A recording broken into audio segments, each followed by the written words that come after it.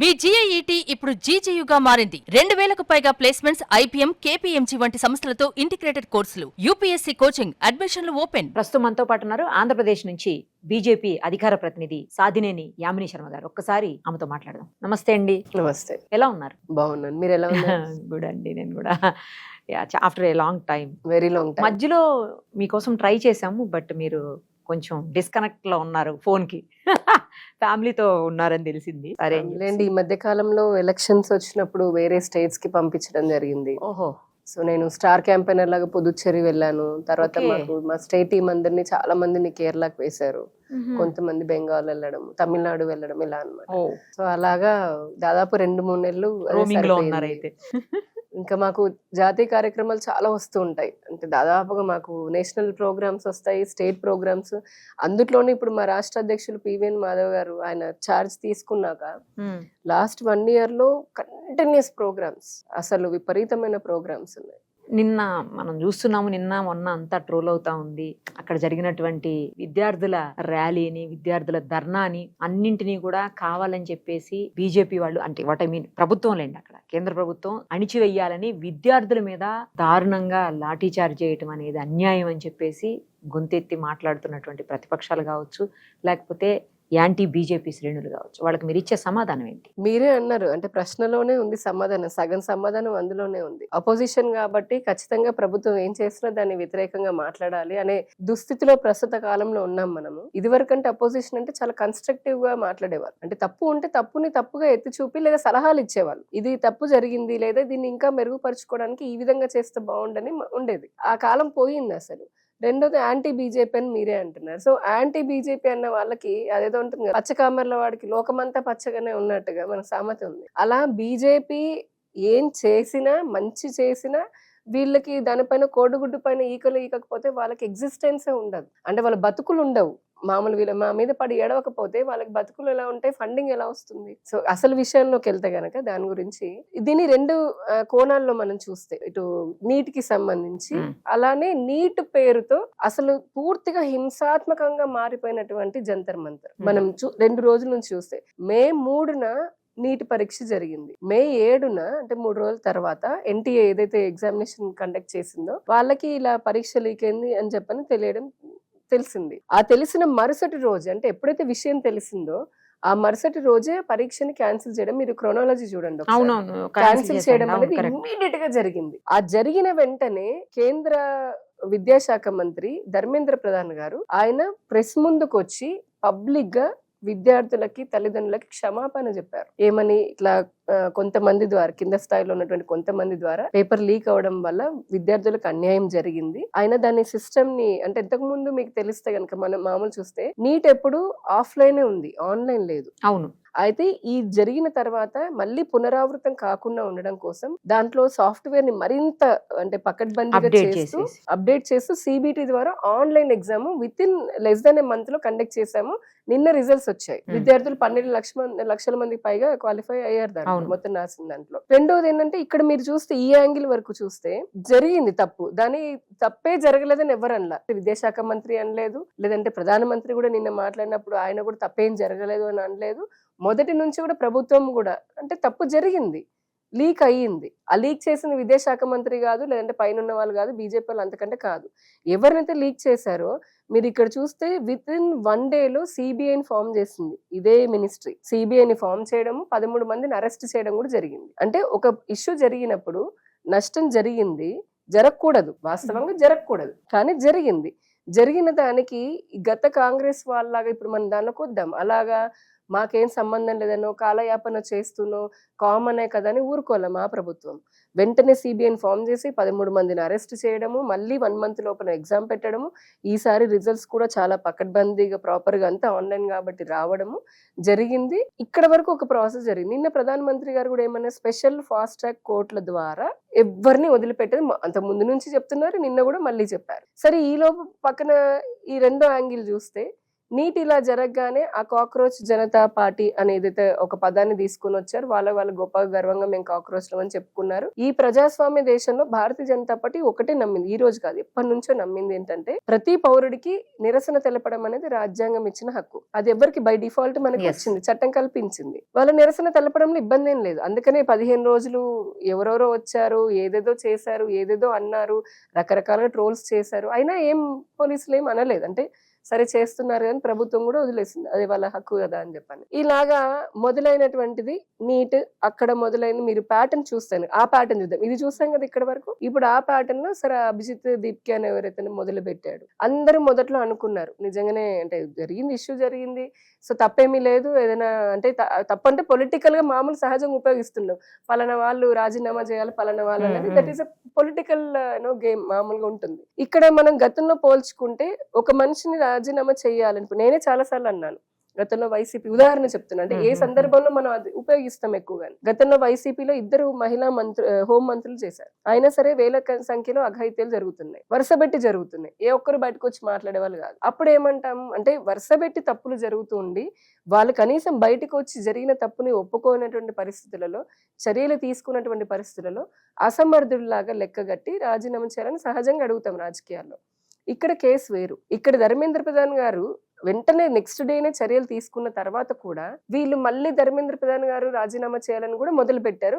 అది కూడా యాక్సెప్టెడ్, అంటే సరే అనుకున్నారు, ఎవరికి వాళ్ళు చేసుకుంటున్నారు. అంత టర్న్ ఎక్కడ అయింది? ఇప్పుడు నీట్ గురించి అన్నారు, నువ్వు నీట్ గురించి మాట్లాడు, నీకు ధర్మేంద్ర ప్రధాన్ టార్గెట్ అని అనుకున్నావు, నువ్వు ధర్మేంద్ర ప్రధాన్ గారి గురించి అడగండి, అంతవరకు ఓకే. ప్రజాస్వామ్యం, హక్కులు, భావ ప్రకటన స్వేచ్ఛ, విద్యార్థులు ఓకే కాదనం. కానీ ఇదే నీట్ పేరుతోటి నువ్వు ప్రధానమంత్రిని చంపేస్తాము అండము, అది విద్యార్థి అంశమా? ఇదే నీటి పేరుతోటి పార్లమెంట్ పగలగొట్టాలండము విద్యార్థి అంశమా? ఇదే నీటి పేరుతోటి చికెన్ నెక్ ఏదైతే మనకి చాలా సెన్సిటివ్ ఏరియా ఉంటుందో నార్త్ ఈస్టర్న్ స్టేట్ లో, చైనాకి మనకి అంటే కలిపేటటువంటిది ఒక చాలా సెన్సిటివ్ ఇష్యూ అది. అంటే ఆ దేశ అది గనక చికెన్ నెక్ లేకపోతే మనలో ఉన్నటువంటి చాలా ఈశాన్య రాష్ట్రాలు చైనాకి వెళ్ళిపోతాయి, అంటే వేరే దేశానికి వెళ్ళిపోతాయి. అంత చిన్నది ఉంటుంది, చిన్నది. దాన్ని మాకు కావాలి చైనాకి ఇచ్చేయండి అన్నము విద్యార్థి అంశమా? అసలు ఆర్టికల్ 370 రద్దు జరిగిన తర్వాత ఎన్నో పరిణామాల వల్ల ఎన్నో దశాబ్దాల నుంచి అన్ని జరిగింది, అయిపోయింది. ఇప్పుడు డెవలప్మెంట్ జరుగుతుంది, కాశ్మీర్లో ఎక్కడ లేని డెవలప్మెంట్ జరుగుతుంది. నీటి పేరుతో మళ్ళీ అది ఏమంటారు, మళ్ళీ మామూలు దానికి స్టేట్ హుడ్ ఇవ్వండి అని చెప్పని అడగడం. అసలు ఇవన్నీ కాదు, నీటి పేరుతోటి సీతారాములను తిట్టడము, హిందూ దేవతలను తిట్టడం విద్యార్థి అంశమా? ఇది కూడా కాదండి. నీటి పేరుతో భర్తమాతకి ఎంతమంది మొగుళ్ళని తిట్టడం విద్యార్థి అంశమా? నీటి పేరుతో ఇంకా జుగుప్సాకరమైనటువంటిది ఒక్కసారి జూమ్ చేయండి. ఇది ఎందుకంటే మనం ఎన్ని చెప్పినా మాటలు కంటే విజువల్స్ ఎక్కువ వెళ్తాయి కదా. దీనికి ఇంత చూసిన తర్వాత ఒక వ్యక్తిగతంగా మీ ఒపీనియన్ మీరు చెప్పండి, జర్నలిస్ట్ అని కాదు, ఎవరి ఒపీనియన్ అందరికి వాళ్ళకు ఉంటది కదా, మనకు కూడా ఉంది కదా. భావ ప్రకటన స్వేచ్ఛ అనేది వాళ్ళకే కాదు కదా, మాకు కూడా ఉంది కదా. జూమ్ చేయండి ఒకసారి. చూసానండి ఇది నేను. అంటే తెలియాలి కదా అసలు ఏం జరుగుతుంది అనేది.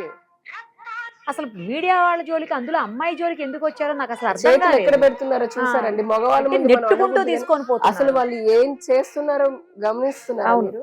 చూసాను. అన్ని వేల మంది మధ్యలో, వాళ్ళనే బొద్దింకల మధ్యలో నిజంగా ఒక మహిళని ఇంకొకడు ప్రైవేట్ పార్టీని చూపిస్తుంటాడు. అవును, అసలు రిపోర్టర్ జోలికి ఎందుకు వెళ్ళారో నాకు అర్థం కావట్లేదు.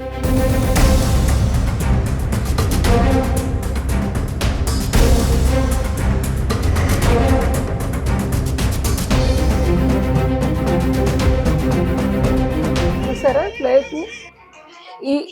ఇప్పుడు నీటి పేరుతో ఒక మహిళా జర్నలిస్ట్, హక్కులు మీకే కాదు కదా, ఆవిడ డ్యూటీ ఆవిడ చేస్తుంది, ఎలాగ చేస్తారు.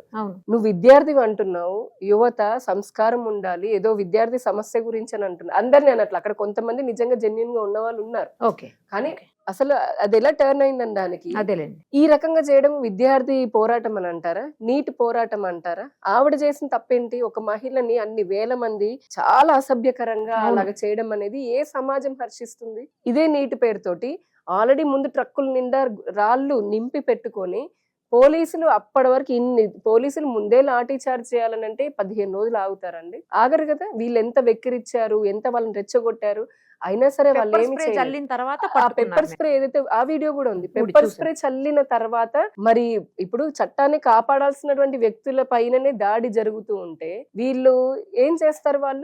వాళ్ళ డిఫెన్స్ కూడా వాళ్ళకు ఉంటుంది కదా. వీళ్ళు రాళ్ళు తీసుకొని కొట్టడము, ఇది ఏమంటారు నీటి పరీక్ష పేరుతోటి పోలీసులని లేదంటే అక్కడ ఉన్నటువంటి జనాల పైన ముఖ్యంగా వాళ్ళని రాళ్ళు ఇంత పెద్ద పెద్ద రాళ్ళు ఉన్నాయి, ట్రక్ నిండా తెచ్చారు, పెద్ద టిప్పర్ నిండా తెచ్చారు. దాన్ని నీట్ విద్యార్థుల ఉద్యమం అందామా? సరే, దీన్ని కూడా పక్కన పెడితే నిన్న మనం చూసాము ఖలిస్తానీ వాళ్ళు కత్తులు పట్టుకొని వచ్చారు. కత్తులు పట్టుకొని వచ్చి మేము అందరిని చంపుతామని అదని ఇదని అని చెప్పనని నానా హింస పెడుతూ అసలు పోలీసుల పైన కత్తులతోటి పరిగెట్టి వాళ్ళని కొడుతున్నారండి. ఇది మనం విద్యార్థి ఉద్యమం అంటామా, నీటి ఉద్యమం అని? ఇంకా చెప్పుకుంటూ పోతే నీటి ఉద్యమం పేరుతోటి, నీటి అంటే విద్యార్థుల పేరుతోటి నువ్వు చేస్తున్న దానిపైన స్టేజ్ పైన మీరు ఆ రోజు నుంచి ఈ రోజు వరకు చూడండి, బాధితుడు అంటే ఒక నష్టపోయినటువంటి విద్యార్థి గాని వాళ్ళ తల్లిదండ్రులు గాని ఉండాలి కదా. స్టేజ్ పైన వాళ్ళది కదా ప్లాట్ఫామ్, వాళ్ళ కోసం కదా చేస్తుంది. ఎవరున్నారు? వాళ్ళు లేరు. మీరు చూడండి కావాలంటే, మొత్తం మనకు తెలుస్తుంది.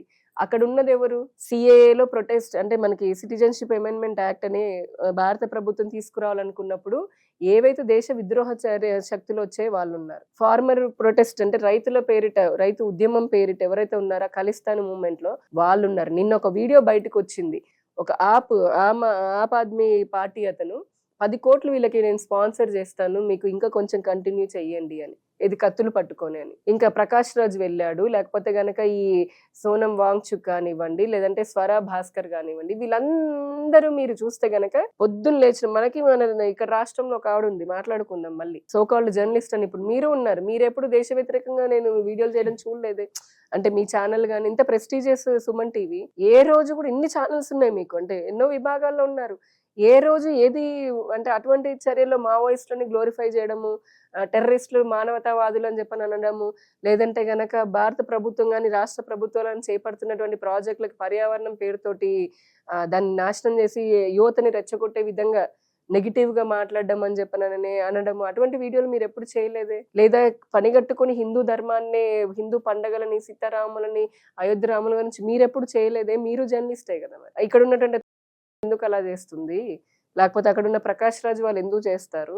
నీటి పేరుతోటి వాళ్ళు ఇంకా డైరెక్ట్ గా వచ్చి అంటుంది ఏంటి, అక్కడ మీరు అన్ని ఉన్నాయండి వీడియోలు. ఏమంటున్నారు? నేపాల్లో మేము ప్రభుత్వాన్ని దింపాము, యువత ఇలానే వాళ్ళే చెప్తున్నారు, యామిని మాటలు కాదు. అరాచకంతో నేపాల్లో ప్రభుత్వాన్ని దింపాము, బంగ్లాదేశ్ లో ప్రధానమంత్రిని అంటే ప్రభుత్వాన్ని కూల్చి మహిళ అయిన ప్రధానమంత్రి ఇంట్లోకి వెళ్ళి బ్రాలు, మీకు గుర్తుందో లేదా, బ్రాలు కడ్రాయిలు తీసుకొని వచ్చి సోషల్ మీడియాలో తిప్పి చూపించారు. అలానే మీకు శ్రీలంకలో ప్రభుత్వాన్ని కూల్చేశారు, ఇక్కడ కూడా మేము అలానే చేస్తాము. పాకిస్తాన్ జిందాబాద్ నీటి పేరుతో అనడం ఏంటి అంటే, మీరు చేస్తున్నటువంటి పోరాటం దేనికోసం అని చెప్తున్నారు, అక్కడ జరుగుతున్నది ఏంటి ఇంత హింసాత్మకంగా? ఇది ఒక ఎత్తు అయితే, Rahul Gandhi leader of opposition, ఇప్పుడు ఆ కాంగ్రెస్ పార్టీ తరపునే, ఆయన కుటుంబం తరపునే ఎంతో మంది ఆయన కుటుంబ సభ్యులు ప్రధానమంత్రులు అయ్యారుగా, అటువంటి బిల్డింగ్ లోనే ఉన్నారుగా, వాళ్ళు ఉన్నారుగా, వాళ్ళకి తెలుసుగా ప్రధానమంత్రి సెక్యూరిటీ, హైయెస్ట్ ప్రోటోకాల్ ప్రెసిడెంట్ ప్రధానమంత్రి ఏ విధంగా ఉంటుందని ఈ దేశానికి సంబంధించి. అంత తెలిసినటువంటి వ్యక్తి, ఇన్ని రాష్ట్రాల ప్రభుత్వాలు కాంగ్రెస్ పార్టీ ఉన్నటువంటి వ్యక్తి, ఆయన ఏమంటారు అక్క ప్రియాంక వాద్రా, ఆమె మెంబర్ ఆఫ్ పార్లమెంట్, మళ్ళా ఆవిడ మళ్ళీ వాళ్ళ నేషనల్ ప్రెసిడెంట్ మల్లికార్జున్ ఖర్గే ప్రధానమంత్రి ఇంటి ముందుకెళ్లి మెరుపు ధర్నా చేస్తూ, ప్రొటెస్ట్ చేస్తూ, ఒక పక్క ఇంత హింసాత్మకంగా కత్తులతో చేస్తున్నారు పక్కనే అదే ఢిల్లీలో. ఓకే, ఇంకొక పక్క ఈ ముగ్గురు వెళ్ళి అక్కడ ప్రొటెస్ట్ చేస్తున్నాము అని అంటే ప్రధానమంత్రి సెక్యూరిటీ బ్రీచ్ ని మీరు కూల్చుకొని వెళ్ళండి అని వాళ్ళకి హింట్ ఇస్తున్నట్టు కదా, ఒక గ్రీన్ లైట్ నువ్వు దారి ఏర్పరుస్తున్నట్టు కదా. కనీసం బుద్ధి ఉండాలి కదండి, కామన్ సెన్స్ ఉండాలి. నీకు పొలిటికల్ గా ఎంతైనా ఇబ్బందులు ఉండని, అది కాదు కదా. ఒక దేశ ప్రధాని అన్నప్పుడు ఒక ప్రోటోకాల్ ఉంటుంది, ఒక సెక్యూరిటీ ఉంటుంది, దాన్నే బ్రీచ్ చేస్తే కొలాప్స్ అయిపోతుంది ప్రభుత్వం, దేశం. ఎంతసేపు వాళ్ళు ఆల్రెడీ అక్కడ జనాల మీద, ఇప్పుడు మనం చూసిన వీడియోలో అక్కడ ఉన్నటువంటి వాళ్ళు ఎంత అరాచకం చేస్తున్నారు. ఒక్కసారి అటువంటి సంఘటన ఏదైనా జరిగితే మిగతా వాళ్ళ పైకి రారా, అఘాయిత్యాలు చేయరా? ఏమనుకుంటున్నారు ఈ రాహుల్ గాంధీ, ప్రియాంక వాద్రే, లేకపోతే మల్లికార్జున్ ఖర్గే, లేదంటే ప్రకాష్ రాజు, ఈ సోనం వాంగ్చుక్, వీళ్ళందరూ అంటే ఏమి ఉద్ధరిద్దామని చెప్పని. నీటి సమస్య వచ్చింది, చేశాము. ధర్మేంద్ర ప్రధాన్ ఎందుకు టార్గెట్? ఇప్పుడు పోనీ ఇదంతా కాదు, నిజంగా ఆయన అసమర్థుడు, ఇందాక అనుకున్నాగా అసమర్థుడు అయితే ఆయన రాజీనామా చేయాలని. నిజంగా ధర్మేంద్ర ప్రధాన్ అసమర్థుడు అండి? ఆయన అసమర్థుడు అయితే గనక 1 minute లో ఆయన సమర్థత ఏంటో మనం చూసుకుందాము. ఆయన ఏబీవీపీలో ఉన్నప్పుడు ఆయన ధర్నా చేసి అప్పట్లో అక్కడికే వస్తా. ఎందుకు అనంటే అసలు ఈయన ముందు సమర్థత ఎందుకు ధర్మేంద్ర ప్రధాన్ టార్గెట్ వీళ్ళకి అనంటే, ఓకే మెకాలే స్వాతంత్రం రావడానికి ముందు నుంచి కూడా మెకాలే విద్యా వ్యవస్థ అనేది మనకు ఒకటి ఉంది, బ్రిటిష్ వాళ్ళు పెట్టింది. అంటే మాతృభాషను వదిలేయి మన చేనేత అంటే చేతి వృత్తులను వదిలేసేయి, ఇంకా బానిస బతుకుల్లాగానే వెస్ట్ వాళ్ళు ప్రపంచం వాళ్ళే కనిపెట్టి వాళ్ళే సూర్యుని కనిపెట్టి తయారు చేశారు. మనము వాళ్ళని వాళ్ళని అనుసరించాలి. మనకి భారతీయులకి ఏం చేత కాదు, మనమంతా కూలీలము బానిసలము. అదే అంటే ఇప్పటి వరకు. రెండోది, మన దేశం పైన అందరికీ తెలిసిన చరిత్ర, 1000 సంవత్సరాలు మన దేశం పైన దాడి చేసి లక్షలాది మంది కోట్లాది మంది చంపినటువంటి ఔరంగజేబు ఇట్లాంటి మొఘల్ కింగ్స్ ఎవరైతే ఉంటారో వాళ్ళు హీరోలు. మీరు నేను చదువుకున్నదే పుస్తకాలు, వాళ్ళని గ్లోరిఫై చేయడము. అసలు నిజంగా ఒక శివాజీ ఛత్రపతి గాని లేకపోతే రాణి రుద్రమ గాని ఇటువంటి హిందూ రాజులు ఎవరైతే ఉంటారో వాళ్ళవి ఏమీ పెట్టకుండా ఉన్నటువంటి విద్యా వ్యవస్థలో న్యూ ఎడ్యుకేషన్ పాలసీ అని భారతీయతని అనుసంధానిస్తూ పెరుగుతున్నటువంటి గ్లోబల్ కాంపిటీషన్ లో భారతీయ యువకులు కూడా ఏఐ గాని టెక్నాలజీ గాని మాతృభాష కానీ ఎగ్జిట్ అండ్ ఎంట్రీ ఇట్లాంటి చాలా అంశాలను పొందుపరుస్తూ ఎన్ఈపీ తెచ్చారు. అది వీళ్ళకి మంట. అప్పుడు కూడా అసలు విపరీతమైన పోరాటం లాగా అంటే ఏదో చేయాలని చూశారు, కానీ దేశ యువత అంతా ఇటువైపే ఉన్నారు. వాళ్ళకి మార్పు కావాలి విద్యా వ్యవస్థలో. పాత చింతకాయ పచ్చల్లాగా పనికిరాదు కదా, కొత్త మారుతున్న కాలంతో పాటు జనరేషన్ మారాయి కాబట్టి విద్య కూడా మారాలి. అది మాత్రమే కాకుండా 2014 నుంచి 7 ఐఐటీలు కొత్తగా వచ్చాయి ఆయన హయాంలో చూస్తే కనుక. మన 2014 నుంచి IIITలు 16 వచ్చాయి, ఎయిమ్స్ 16 వచ్చాయి, కేంద్రీయ విద్యాలయాలు 57 వచ్చాయి. పిఎం శ్రీ పాఠశాలలు అంటే పేద చాలా గిరిజన ప్రాంతాల్లో ఉండేటటువంటి వాళ్ళు కూడా, పేద ప్రజలకు కూడా మోస్ట్ అడ్వాన్స్డ్ ఇంటర్నేషనల్ స్టాండర్డ్స్ తోటి డిజిటల్ క్లాస్ రూమ్లతోటి పిఎం శ్రీ పాఠశాలలు ప్రధానమంత్రి గారు విద్యాశాఖ ద్వారా ప్రతిష్టాత్మకంగా ఏర్పాటు చేశారు. అందులో కోట్లాది మంది విద్యార్థులు చదువుకుంటున్నారు. మనం ఇంటర్నేషనల్ స్కూల్స్ అంటామే అట్లా అన్నమాట. అవి ఫ్రీగా ఉచితంగా ప్రభుత్వంతో అవి 14,500 పెట్టారు. ఆ తర్వాత ప్రభుత్వ కళాశాలలు 13,000, ఉన్నత విద్యా సంస్థలు 19,000, కొత్త యూనివర్సిటీలు 600, వైద్య కళాశాలలు 387 నుంచి 823కి, ఎంబీబీఎస్ సీట్లు 51,000 నుంచి 103,060కి తీసుకొచ్చారు. ఇంత జరిగింది అంటే ప్రోగ్రెస్. ఈ విద్యా సంస్థను ఉపయోగించుకుని నిన్న మనం చూసాం విక్రమ్ 1 అని చెప్పని ఒక యూత్. ఇదే ఇప్పుడు ఒక యూత్ ఏమో కత్తులు పట్టుకొని తిరుగుతున్నారు అక్కడ, ఇంకొక యూత్ ఏమో రాకెట్ లోకి ప్రైవేట్ రాకెట్ ని పంపించారు. అది అసలు మన షార్ నుంచి జరిగింది ఎంత గర్వకారణం. ఒక పక్క యూత్ స్టార్ట్అప్లు అని చెప్పని ఈ రోజున దేశ జీడిపిలో భాగం అవుతున్నారు. స్టార్ట్అప్ ఇండియాలో స్టాండప్ ఇండియాలని ఎన్ని స్టార్ట్అప్లు వస్తున్నాయి, ఎంత ఎకో సిస్టమ్ బిల్డ్ అయింది, ఉద్యోగం అలా పోతూ అన్నిట్లోనూ ఉంటూ ఉంటే అది తట్టుకోలేక ఇప్పుడు ఈయననే టార్గెట్. అంటే మీరు వెనకాలంటే ఎకో సిస్టమ్ ఎలా పనిచేస్తుందని ఆలోచన చేయాలి. నీటికి సంబంధించి జరిగింది అడ్రస్ చేశాము, దాన్ని యాక్సెప్ట్ చేసాము, అడ్రస్ చేసాము, మార్పు కూడా తెచ్చాం. మళ్ళీ పరీక్ష జరిగింది, నిన్న రిజల్ట్స్ వచ్చాయి. స్వీట్లు కూడా పాపం జెన్యున్ గా ఇప్పుడు వచ్చినటువంటి వాళ్ళందరూ మీరు సంబరాలు చేసుకొని స్వీట్లు ఎందుకు ఒక దర్జీ కొడుకు అయ్యాడు ఈ రోజున, ఒక డాక్టర్ ఒక దర్జీ కొడుకు అయ్యాడు, ఒక కూరగాయలు అమ్ముకునేటటువంటి ఆవిడ కూతురు అయ్యింది, ఈ రోజున రిక్షా దొక్కుకునేవాడు పిల్లాడు అయ్యాడు. అంటే వాళ్ళందరూ కష్టపడి చదివినటువంటి వాళ్ళకి ఆనందం ఉంది, స్వీట్లు పంచుకుంటున్నారు. ఇక్కడ ఇదే నీటి పేరుతోటి వీళ్ళందరూ కలిసి ఏం చేస్తున్నారు, ఈయనను ఎలాగైనా తొలగించాలని పట్టుకున్నారు. సో ఇలా రాజీనామాలు చేయాలని అనుకుంటే కనుక చివరి ఈ అంశానికి సంబంధించి కాంగ్రెస్ హయాంలో 2004 నుంచి 14 వరకు కూడా దేశంలో ఎన్ని పెద్ద పెద్ద మేజర్ పేపర్ లీకులు జరిగాయి తెలుసా అండి? అంటే ప్రజలకు అవగాహన కోసం అన్నారు కదా, ఎన్ని మేజర్ పెద్ద లీకులు జరిగాయని అంటే అంటే ఒక్కొక్క రాష్ట్ర వైజ్ ఉన్నాయి. ఇవన్నీ యూపీఎస్సీలు, మీకు తెలుసు సివిల్ సర్వెంట్స్ వచ్చే యూపీఎస్సీలు, ఎయిమ్స్, చిన్న చితక 10th క్లాస్ కాదు, ఇది యూపీఎస్సీలు, ఎయిమ్స్ కి సంబంధించినవి, పీజీలకు సంబంధించినవి, మళ్ళీ స్టేట్ బోర్డు ఉంటుంది కదా గ్రూప్ 1లకు సంబంధించినవి, ఇలాంటివన్నీ కాంగ్రెస్ హయాంలో జరిగినాయి. అసలు చదవడానికి 10 నిమిషాలు పడుతుంది. ఢిల్లీ ఆ సరౌండింగ్స్ ఆల్ ఇండియాలో 27, అరుణాచల్ ప్రదేశ్ లో 1, అస్సాంలో 6, మణిపూర్ లో 1, త్రిపురలో 1, వెస్ట్ బెంగాల్ లో 10, ఒడిశాలో 3, మధ్యప్రదేశ్ లో 7, ఆంధ్రాలో 2, తమిళనాడులో 2, కర్ణాటకలో 6, మహారాష్ట్రలో 9, గుజరాత్ లో 8, రాజస్థాన్ లో 10, హర్యానా 5, పంజాబ్. ఇవన్నీ ఆ రాష్ట్రానికి సంబంధించినవి కాదు, అంటే దేశవ్యాప్తంగా పెట్టేటటువంటి ఇవి పేపర్ అక్కడ లీక్ అయినాయి. ఓకే. సో ఇప్పుడు దీనికి మరి ఎన్నిసార్లు ఇదే కాంగ్రెస్ ఆయా రాష్ట్రాల్లోనూ విద్యాశాఖ మంత్రులతో రాజీనామా చేయించింది, లేదా కేంద్ర విద్యాశాఖ మంత్రి రాజీనామా చేశాడు. అంతెందుకు రాజీనామా పక్కన అంటే వాళ్ళు చేస్తే మీరు చేస్తారని కూడా కాదు, వాళ్ళల్లో ఎన్నిసార్లు నిజంగా కేంద్ర విద్యాశాఖ మంత్రి వచ్చి అపాలజీ చెప్పి వెంటనే తప్పును తెలుసుకొని అరెస్టులు చేసి లేదంటే మళ్ళీ ఎగ్జామ్ కండక్ట్ చేశారో ఆన్ రికార్డ్ చెప్పమనండి. ఇది మా కమిట్మెంట్. బీజేపీ కాంగ్రెస్ లా కాదు, మేము తప్పించుకోలేదు, వెంటనే చేశాము, క్షమాపణ చెప్పారు, పార్లమెంట్ సాక్షిగా ప్రధానమంత్రి కూడా దాన్ని అడ్రస్ చేశారు. అంటే యువత గురించి మేము ఎంత ఆలోచిస్తామో చూడండి. ఇక్కడ మేము చెప్పేది ఒకటి, నిరసనలు తెలపడం తప్పు కాదు, ఎవరికైనా స్వేచ్ఛ ఉంది, కానీ నిరసనల పేరుతోటి అది ఫార్మర్ ప్రొటెస్ట్ అయినా, అంటే రైతులకు సంబంధించిందైనా యువతకి సంబంధించిందైనా ఇంకెవరికి సంబంధించిందని నిరసన పేరుతో దేశ విద్రోహ చర్యలన్నీ ఒక దాటికి వచ్చి ఈ ప్రభుత్వాన్ని కూల్చేస్తాం. ఈ ప్రభుత్వం అనగా అంటే అది 145 కోట్ల మంది అంటే ఎన్నుకున్నటువంటి ప్రభుత్వాలు కదా ఇవి. ఒక డెమోక్రటిక్ కంట్రీలో ఉన్నాం మనం, స్వయం ప్రతిపత్తి కలిగినటువంటి సోవెనియర్ కంట్రీలో ఉన్నాం మనం, మనకు ఒక స్వయం ప్రతిపత్తి ఉంది. ఇంతటి ప్రజాస్వామ్యబద్ధంగా ఉన్నటువంటి ప్రభుత్వాలను కూల్చేసుకుంటూ వెళ్తాము అని అంటే, నిరసన పేరుతోటి కత్తులు పట్టుకొని చంపేస్తాము, నిరసన పేరుతోటి మహిళల్ని అరాచకంగా మేము అసభ్యంగా ప్రవర్తిస్తాము, పాకిస్తాన్ జిందాబాద్ అంటాము. నిన్న ఒకడు ఆఫ్ఘనిస్తాన్ జెండా పట్టుకుని అక్కడికి వచ్చి ఆఫ్ఘనిస్తాన్ జిందాబాద్ అంటున్నాడు. మరి ఇవన్నీ విద్యార్థివా? నేను మిమ్మల్ని అడుగుతున్నాను. నేను మాట్లాడితే పొలిటీషియన్ అంటారు, మీరు అన్బయాస్డ్ కదా, ఒక మామూలు సాధారణ వ్యక్తిలాగా మీరే చెప్పండి పోనీ. ఇందులో ఏది విద్యార్థికి? ఇప్పుడు మేము విద్యార్థికి నష్టం మా వల్ల తెలుసో తెలియకొని జరిగిన కింద స్థాయి వల్ల జరిగిన దాన్ని పూడ్చుకోవడానికి ఇమీడియట్ గా చేశాం.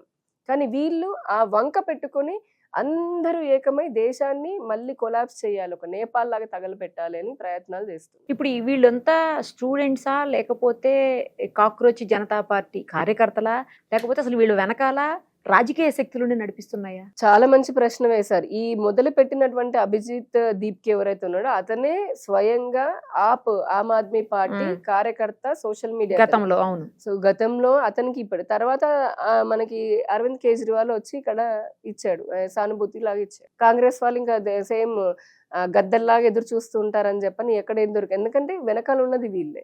ఒక స్వరా భాస్వర్ వచ్చింది ఆవిడ, లేకపోతే కనుక మనకి వీళ్ళందరూ వచ్చి మీకు ఎజెండా ఇప్పుడు వాళ్ళు నిజంగా రావడం తప్పేం లేదు, సరే వచ్చారు అనుకుందాం, రాజకీయ పార్టీలు మైలేజ్ కోసం వచ్చా అనుకుందాం, పోనీ అలా కూడా అనుకుందాం. వచ్చిన తర్వాత అందరూ ఏమనాలి, మంచిది, నిన్న నుంచి పార్లమెంట్ జరుగుతుంది, ఫస్ట్ ఏమన్నారు, మాకు చర్చ కావాలన్నారు. ఇదే కాంగ్రెస్, ఇదే ఆమ్ ఆద్మీ, ఇదే అభిజిత్, వీళ్ళందరూ కూడా సిజేపీ. నిన్న ఏమన్నారు స్పీకర్, సరే చర్చ ప్రారంభించండి పార్లమెంట్ లో అన్నారు.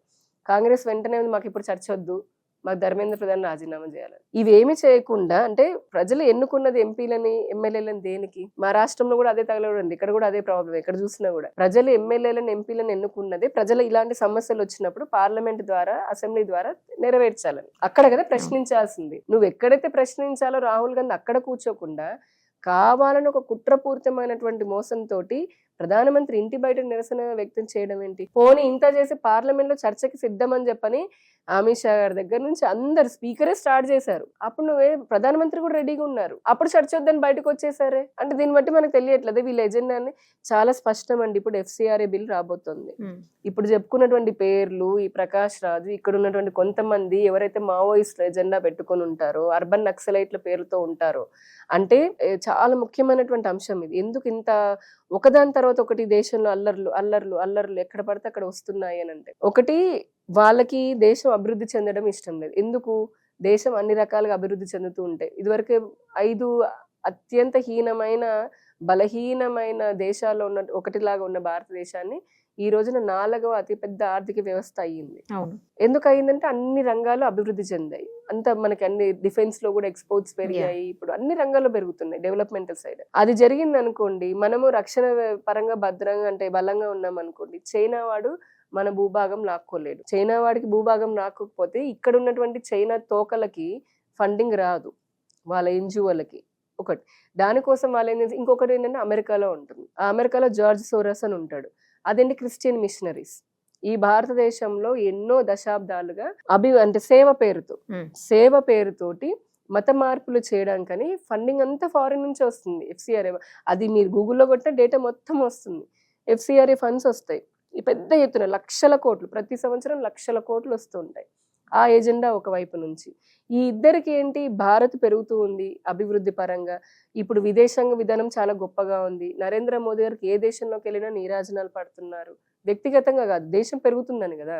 అంటే 4th లార్జెస్ట్ ఎకానమీ అయింది, 145 కోట్ల మంది ఉన్నారు, అందులో 50% యువత ఉన్నారు. ఈ భారతదేశం వికసిత 2047 వికసిత్ భారత్ అని పెట్టుకుంది, అక్కడికి వెళ్ళిందంటే నెంబర్ 1 అయిపోతాం మనం. అప్పుడు చైనా పరిస్థితి ఏమవుతుంది, అమెరికా, వాళ్ళిద్దరు అదే కదా మొదటి నుంచి కూడా ఆధిపత్యమే. ఇంత దానికి బలమైనటువంటి మోదీనో లేకపోతే బీజేపీ లాంటి గవర్నమెంట్లు ఉండకూడదు. 60 సంవత్సరాలు ఉన్న కాంగ్రెస్ లాంటి వాళ్ళు ఉంటే ఇదివరకు, అంటే నేను చెప్పినంత ఫ్యాక్టే, అందరి ముందు వెళ్ళి మా దేశం పేద దేశం బాబు కాస్త ఫండింగ్ పడేయండి అని యునైటెడ్ నేషన్ అడుక్కు తినాలి అని, అంటే శాసించేలాగా. రెండో పక్క వీళ్ళకి ఇంకో మంట ఎందుకు అనుకుంటున్నారు, ఇది వరకు యూరప్ కానీ అమెరికా కానీ అంత, పాకిస్తాన్ కూడా మనల్ని భయపెట్టేదే, ఏది నేను చంపేస్తాను, నీ దాడులు చేస్తామని. ఇప్పుడు అదే పాకిస్తాన్ ని యునైటెడ్ నేషన్స్ ప్లాట్ఫామ్ పైన మొన్న ఎందుకు సింధు జలాలు మళ్ళీ ఇది ఉంది అగ్రిమెంట్ ముందు చేసుకోబోతున్నారు, రెన్యువల్ చేసుకోబోతున్నారు. మన భారతదేశం స్పష్టంగా చెప్పింది, మీరు గనక తీవ్రవాదుల్ని పెంచి పోషించడం ఆపకపోతే మేము దాన్ని చెయ్యము అని. అంటే వాళ్ళకి నీళ్ళుండవు పాకిస్తాన్ కి. సో అలాగా డిక్టేట్ చేసే ఇదిలో మనం, అంటే మన గట్టిగా మన బలంగా వాయిస్ వినిపించే స్థితిలో ఉన్నాం.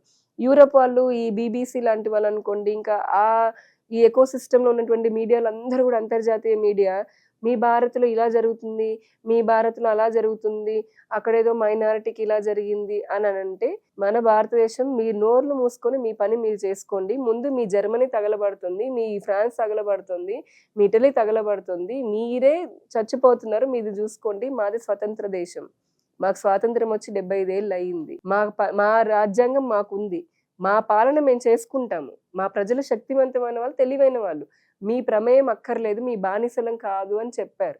దాంతో వీళ్ళకి మంట.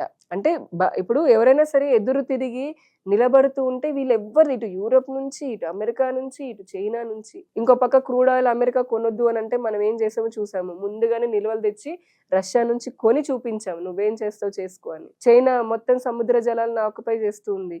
ఇప్పుడు మనం గ్రేట్ నికోబార్ అని ఒక పెద్ద ప్రాజెక్ట్ కడుతున్నాము, అంతర్జాతీయ సముద్ర మార్గాల్లో భారత్ పట్టు నిలవబడిపోతుంది, అంటే 50% రవాణా మన నుంచి జరగబోతుంది. ఇట్లాగా ఎక్కడికక్కడ మిగతా ఇప్పటి వరకు మనల్ని బానిసల్లాగా చూసినటువంటి దేశాలు, ఆ దేశాలు ఇక్కడ ఉన్నటువంటి కొంతమందికి ఫండింగ్ ఇస్తూ ఎన్జిఓలకు ఉన్నటువంటి వాళ్ళు, ఆ దేశాలను ఇప్పుడు మనం ఎదుర్కొంటుంటే వీళ్ళకి నొప్పి, ఎందుకంటే వాళ్ళకి ఫండింగ్ రాదు కాబట్టి. తీసుకున్న దానికి న్యాయం చేయాలి కదా, అది వాళ్ళేడు.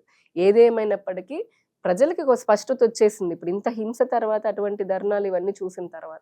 ముఖ్యంగా దీనికి సంబంధించి మనం కంప్లీట్ చేయాలంటే ఎస్ఐఆర్ అసలు అన్నిటికంటే ఇక్కడ నుంచి మొదలైంది. మీరు చూసే ఉంటే స్పెషల్ ఇంటెన్సివ్ రివిజన్, ఎప్పుడైతే ఈ బార్డర్ ఇష్యూస్, మనకి భారతదేశానికి ఇందాక బాగా విపరీతమైన బార్డర్ ఇష్యూస్ ఉంటాయి. చైనా ఒక పక్క ఒక కేక్ ముక్క తీసుకుంటుంది, మయన్మార్ ఇంకో ముక్క తీసుకుంటుంది, ఓ పక్కనే పాకిస్తాన్ మనని ఆల్రెడీ తెలిసిందే, పిఓకే, కాశ్మీర్, ఎప్పుడు చూసినా వాళ్ళు ఆక్యుపై చేయాలని చూస్తుంటారు. సముద్ర జలాల్లో వీళ్ళ ఆధిపత్యం అని చెప్పానని. దీని అన్నిటికీ ఏంటి, ఈ కేవలం తమ స్వార్థ రాజకీయాల కోసం ఎన్నో దశాబ్దాలుగా కాంగ్రెస్, లేదంటే ఈ ఆప్ పంజాబ్లో కానీ, ఢిల్లీలో కానీ, బెంగాల్లో మమతా బెనర్జీ, బార్డర్లో మొత్తం కూడా బంగ్లాదేశీల్ని, రోహింగ్యాలని అక్రమంగా కోట్లాది మందిని దేశంలో రప్పించేసుకున్నారు. వాళ్ళకి వారసత్వం అంటే మన పౌరసత్వం లేదు. మీరు జెన్యున్ గా ఈ దేశ పౌరురాలు, మీ అమ్మగారు కాదు, అంతకుముందు నుంచి ఎప్పుడైనా, నేను అంతే, అబ్బాయి అంతే, అందరం అంతే, మనకేం భయం అక్కర్లేదు. ఎక్కడి నుంచో పారిపోయి వచ్చి ఈ దేశంలోకి వచ్చి ఈ దేశంలో మత విద్వేషాలు నెచ్చగొట్టి, మనకి రాత్రి అయితే ఆ అమ్మాయిల పైన మీరు క్రైమ్ రికార్డ్ చూడండి, ఈ అక్రమంగా వచ్చినటువంటి వాళ్ళ వల్లనే మహిళల పైన ఎక్కువ అరాచకాలు జరుగుతున్నాయి, అఘాయిత్యాలు, దాడులు జరుగుతున్నాయి, దొంగతనాలు జరుగుతున్నాయి. సో అటువంటి వాళ్ళని ఓట్ల కోసమని పెంచి పోషించిన ఈ పార్టీలన్నిటికీ ఎలక్షన్ కమిషన్ 2002లో ఒకటి ఎస్ఐఆర్ పెడుతుంది. అంటే దాని సొంత ప్రాసెస్ అది, అదే బీజేపీతో, it is nothing to do with BJP. కేంద్ర ప్రభుత్వానికి ఏం సంబంధం లేదు, అది ఎలక్షన్ కమిషన్ దానికి అది పెట్టుకుంది. రివ్యూ ఉంటుంది 20 ఏళ్లలో. అప్పట్లో 100 కోట్ల జనాభా ఉన్నారు అప్పుడు చేసినప్పుడు, 145 అయ్యారు, 45 కోట్ల మంది పెరిగారు, వాళ్ళందరికీ ఓటు కావాలి కదా. సో ఆ ప్రాసెస్ లో పెట్టేటప్పటికి ఇట్లాంటి వాళ్ళందరి మొత్తం ఎలుకలన్నీ కలుగులోంచి బయటకు వచ్చేస్తున్నాయి. ఎందుకు ఎస్ఐఆర్ అంటే ఏంటి, నేను 2002 ఎస్ఐఆర్ నేను ఉన్నానా, ఉంటే నా డీటెయిల్స్ అడుగుతారు, నేను అప్పటికి పుట్టలేదు, లేదంటే పుట్టాను, నాకు ఓటు లేదు, అయితే మీ అమ్మదో నాన్నదో అడుగుతారు, వాళ్ళది కూడా అప్పటికి లేదు అని అనుకుందాం, మీ అమ్మమ్మదో మీ చుట్టాలు ఎవరో ఒకరిది ఇవ్వండి, ఎవరో ఒకళ్ళు అయితే ఉంటుందిగా మనకి, అప్పటి నుంచి ఓటేసి ఇచ్చేస్తాం, అయిపోయింది. వీళ్ళకి ఉండదుగా, అవును, ఇప్పుడు బయట నుంచి వచ్చిన వాళ్ళకి ఉండదుగా, ఆ నెంబర్ అక్కడ ఉండదు కదా. ఓటే ఫేక్ గా ఏదో చేస్తున్నారు, కానీ ఎస్ఐఆర్ లో డేటా ఉండాలి కదా, కరెక్ట్. ఎలక్షన్ కమిషన్ ఆ లెక్కల్లో ఇప్పుడు అలాగా వాళ్ళ ఓటు బ్యాంక్ అంతా పోయింది.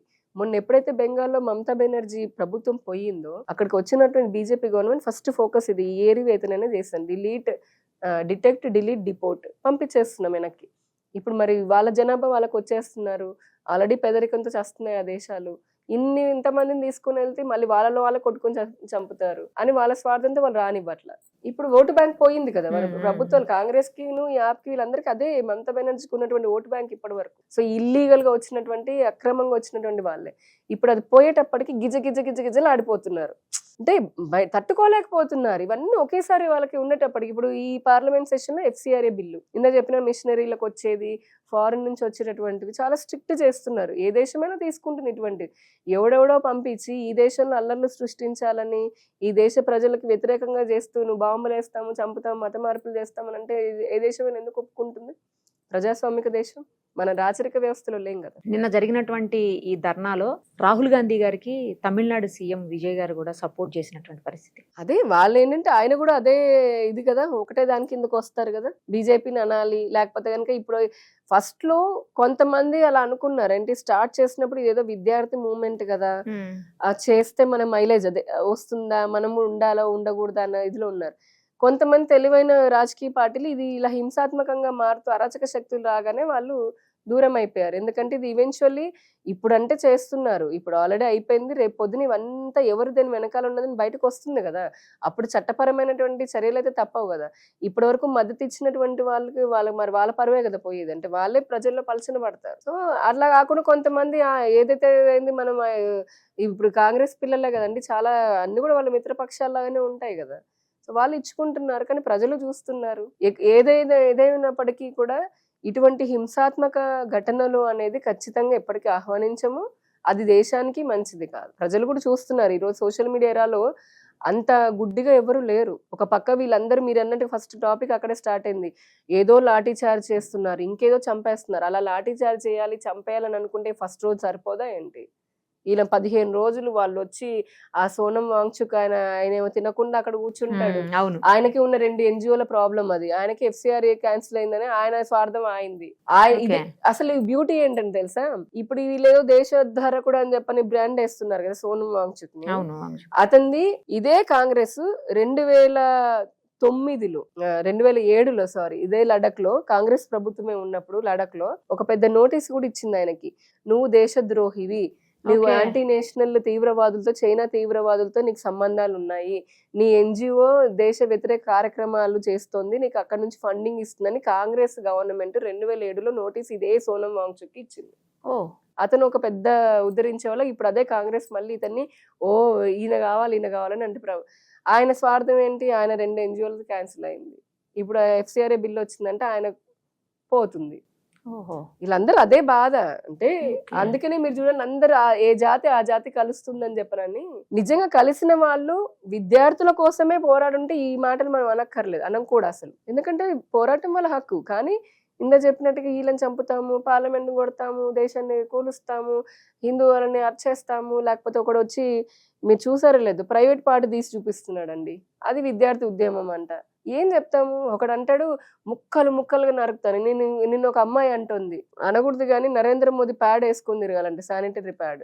అట్లా అసలు ఏంటి ఇవన్నీ? ప్రభుత్వం నిజంగానే కొద్దిగా అయినా సరే అంటే మామూలు ఇటువంటి చూసి ఉపేక్షించకుండా ఉండుంటే ఫస్ట్ రోజే, అప్పుడు ఎంత వాళ్ళు 20 మంది కూడా లేరు అసలు మొన్నటి వరకు. అసలు అప్పుడు జనాలు లేరండి, నిజంగా మొన్నటి వరకు కూడా జనాలు లేరు.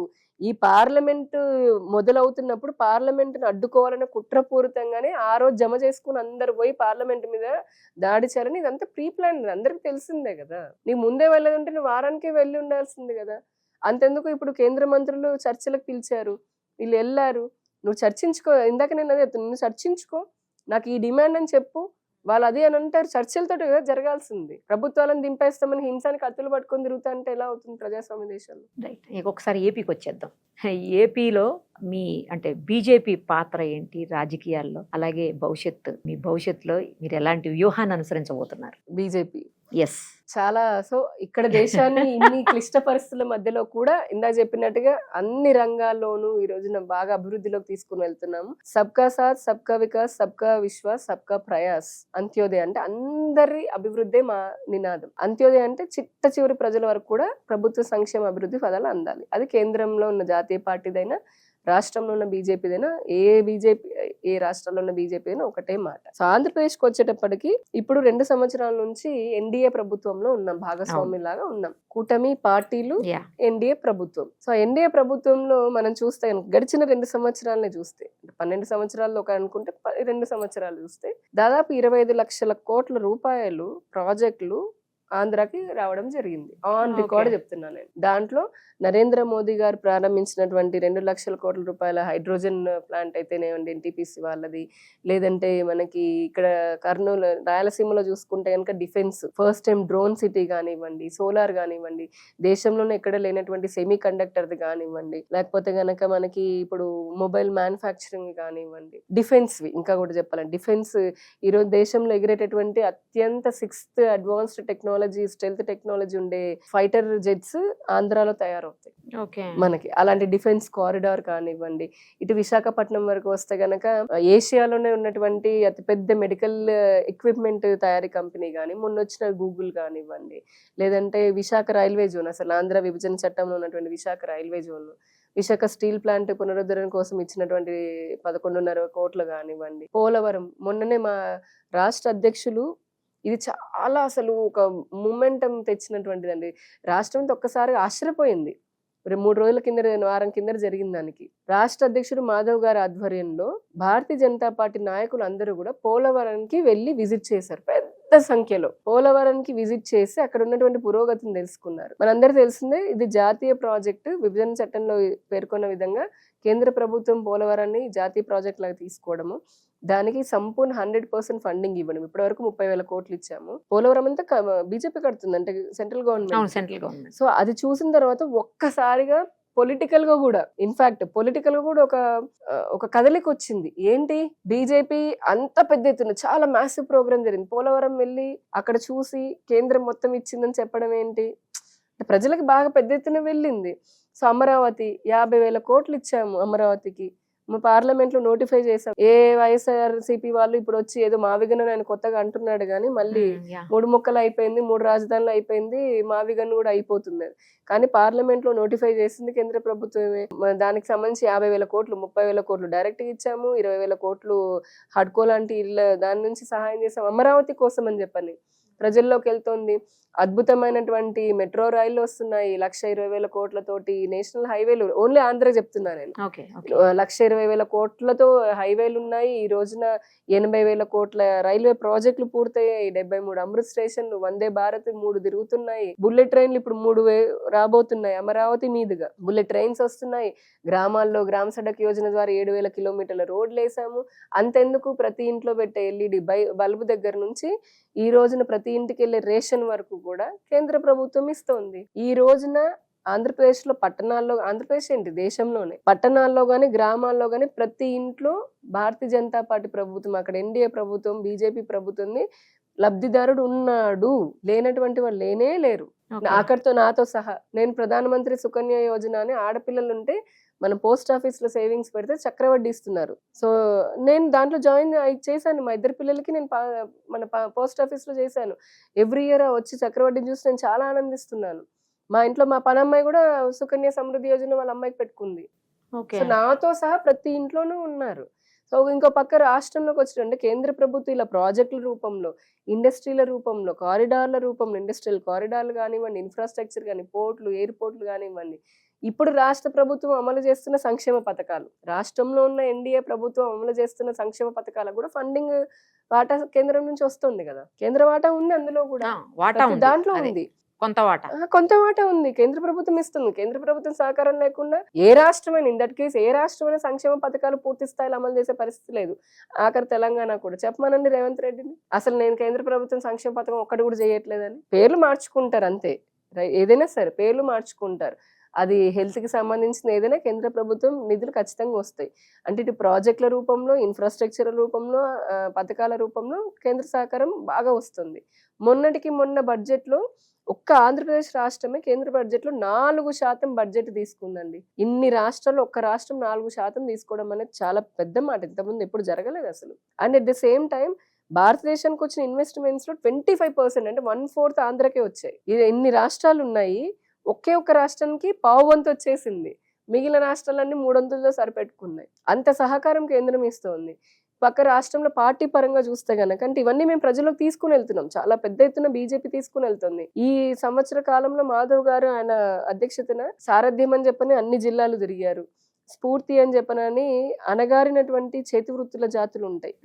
మనకి డప్పు కొట్టుకునే వాళ్ళు, లేకపోతే కనుక ఇట్లా చాలా రకరకాల చెప్పులు కుట్టే వాళ్ళని, వాళ్ళందరికీ వాళ్ళలో ఉన్నటువంటి కళలని బలోపేతం చేస్తూ కేంద్ర ప్రభుత్వ పథకాలను దగ్గరగా చేస్తూ అసలు ముందు వాళ్ళ గౌరవాన్ని పెంచే విధంగా కార్యక్రమాలు చేశాం. అటల్ వాజ్పేయి గారిది, బిహారీ వాజ్పేయి గారిది అంటే విగ్రహ స్థాపన కానివ్వండి, లేదా యూత్ కోసం అని మ్యారథాన్లు కానివ్వండి, జనతా వారధి అని చెప్పని ఇది చాలా ప్రతిష్టాత్మకంగా బీజేపీ ఆంధ్రప్రదేశ్ లో వేస్తుంది.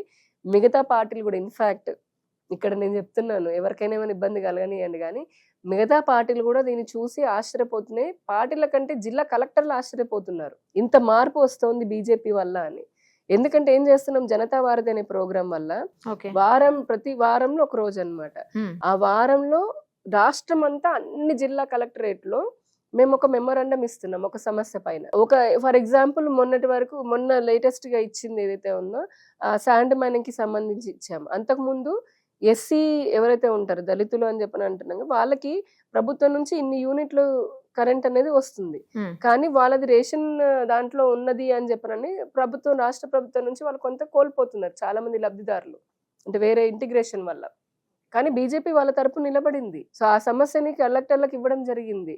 అలానే ప్రజా సమస్యలకు సంబంధించి మొన్న అంతకు ముందు గిరిజనులు కానివ్వండి, హరిజనులు కానివ్వండి, సామాన్య పట్టణాల్లో ఉండే వాళ్ళు కానివ్వండి, ప్రతి వారము ఒక సమస్య తీసుకొని కలెక్టర్లకు ఇచ్చి చేయిస్తున్నాం, వాళ్ళతో ఫాలోఅప్ చేయించి, అంటే ప్రజల నుంచి ఆ సమస్యను. ఇది ప్రభుత్వం కూడా అంటే ప్రభుత్వ అధికారులు కూడా బాగా పెంచుకుంటున్నారు.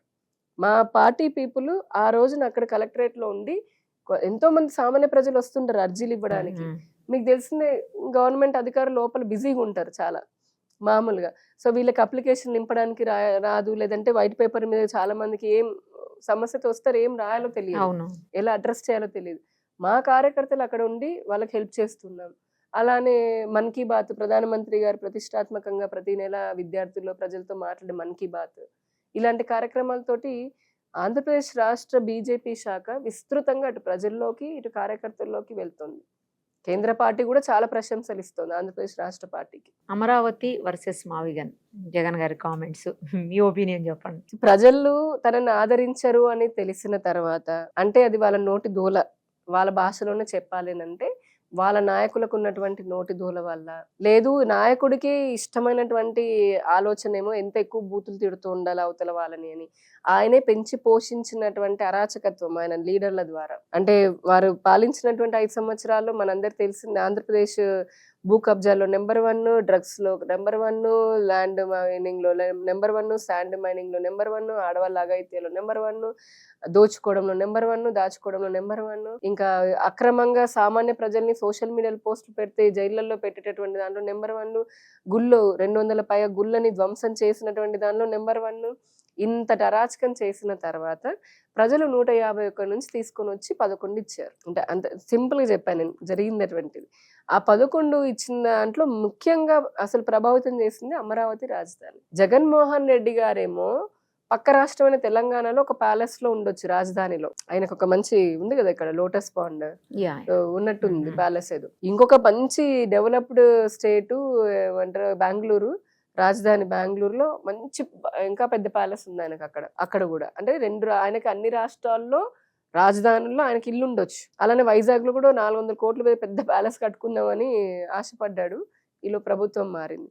కానీ రాష్ట్రానికి, కొత్తగా విడిపోయినటువంటి రాష్ట్రానికి మటుకు రాజధాని ఉండకూడదట. ఈ రోజు హైదరాబాద్ కి రాజధాని ఉండి ఇంత డెవలప్ అయితేనే కదా ఇక్కడ నుంచి రాష్ట్ర ప్రజలందరికీ మేజర్ సోర్స్ అయింది, ఇన్కమ్ సోర్స్, ఉపాధికైనా, జీడిపిలో అయినా, స్టేట్ జీడిపిలో అయినా, లేదంటే ట్యాక్స్ల కలెక్షన్లో అయినా, ప్రతిదానికి ఎంత విద్యా సంస్థలు ఉండాలన్నా, ఎక్కువ కంపెనీలు రావాలి అన్నా, లేదా అక్కడ ఆర్థికంగా బాగా రెవెన్యూ జనరేట్ అవ్వాలన్నా ప్రతిదానికి ఇప్పుడు ఒక రాజధాని ఉండాలి. అక్కడ శాసనసభ ఉండాలి, హైకోర్టు ఉండాలి, అలానే మిగతా ప్రభుత్వ కార్యాలయాలు ఉండాలి, ఒక ప్లేస్ ఉండాలి. వికేంద్రీకరణ మంచిదే. ఇక్కడ ఉండాలంటే మొత్తం రాష్ట్రం అంతా అభివృద్ధి ఒకే చోట పెట్టమని కాదు, వికేంద్రీకరణ ఉండాలి. అంటే ప్రతి జిల్లాకి అభివృద్ధి జరగాల్సిందే.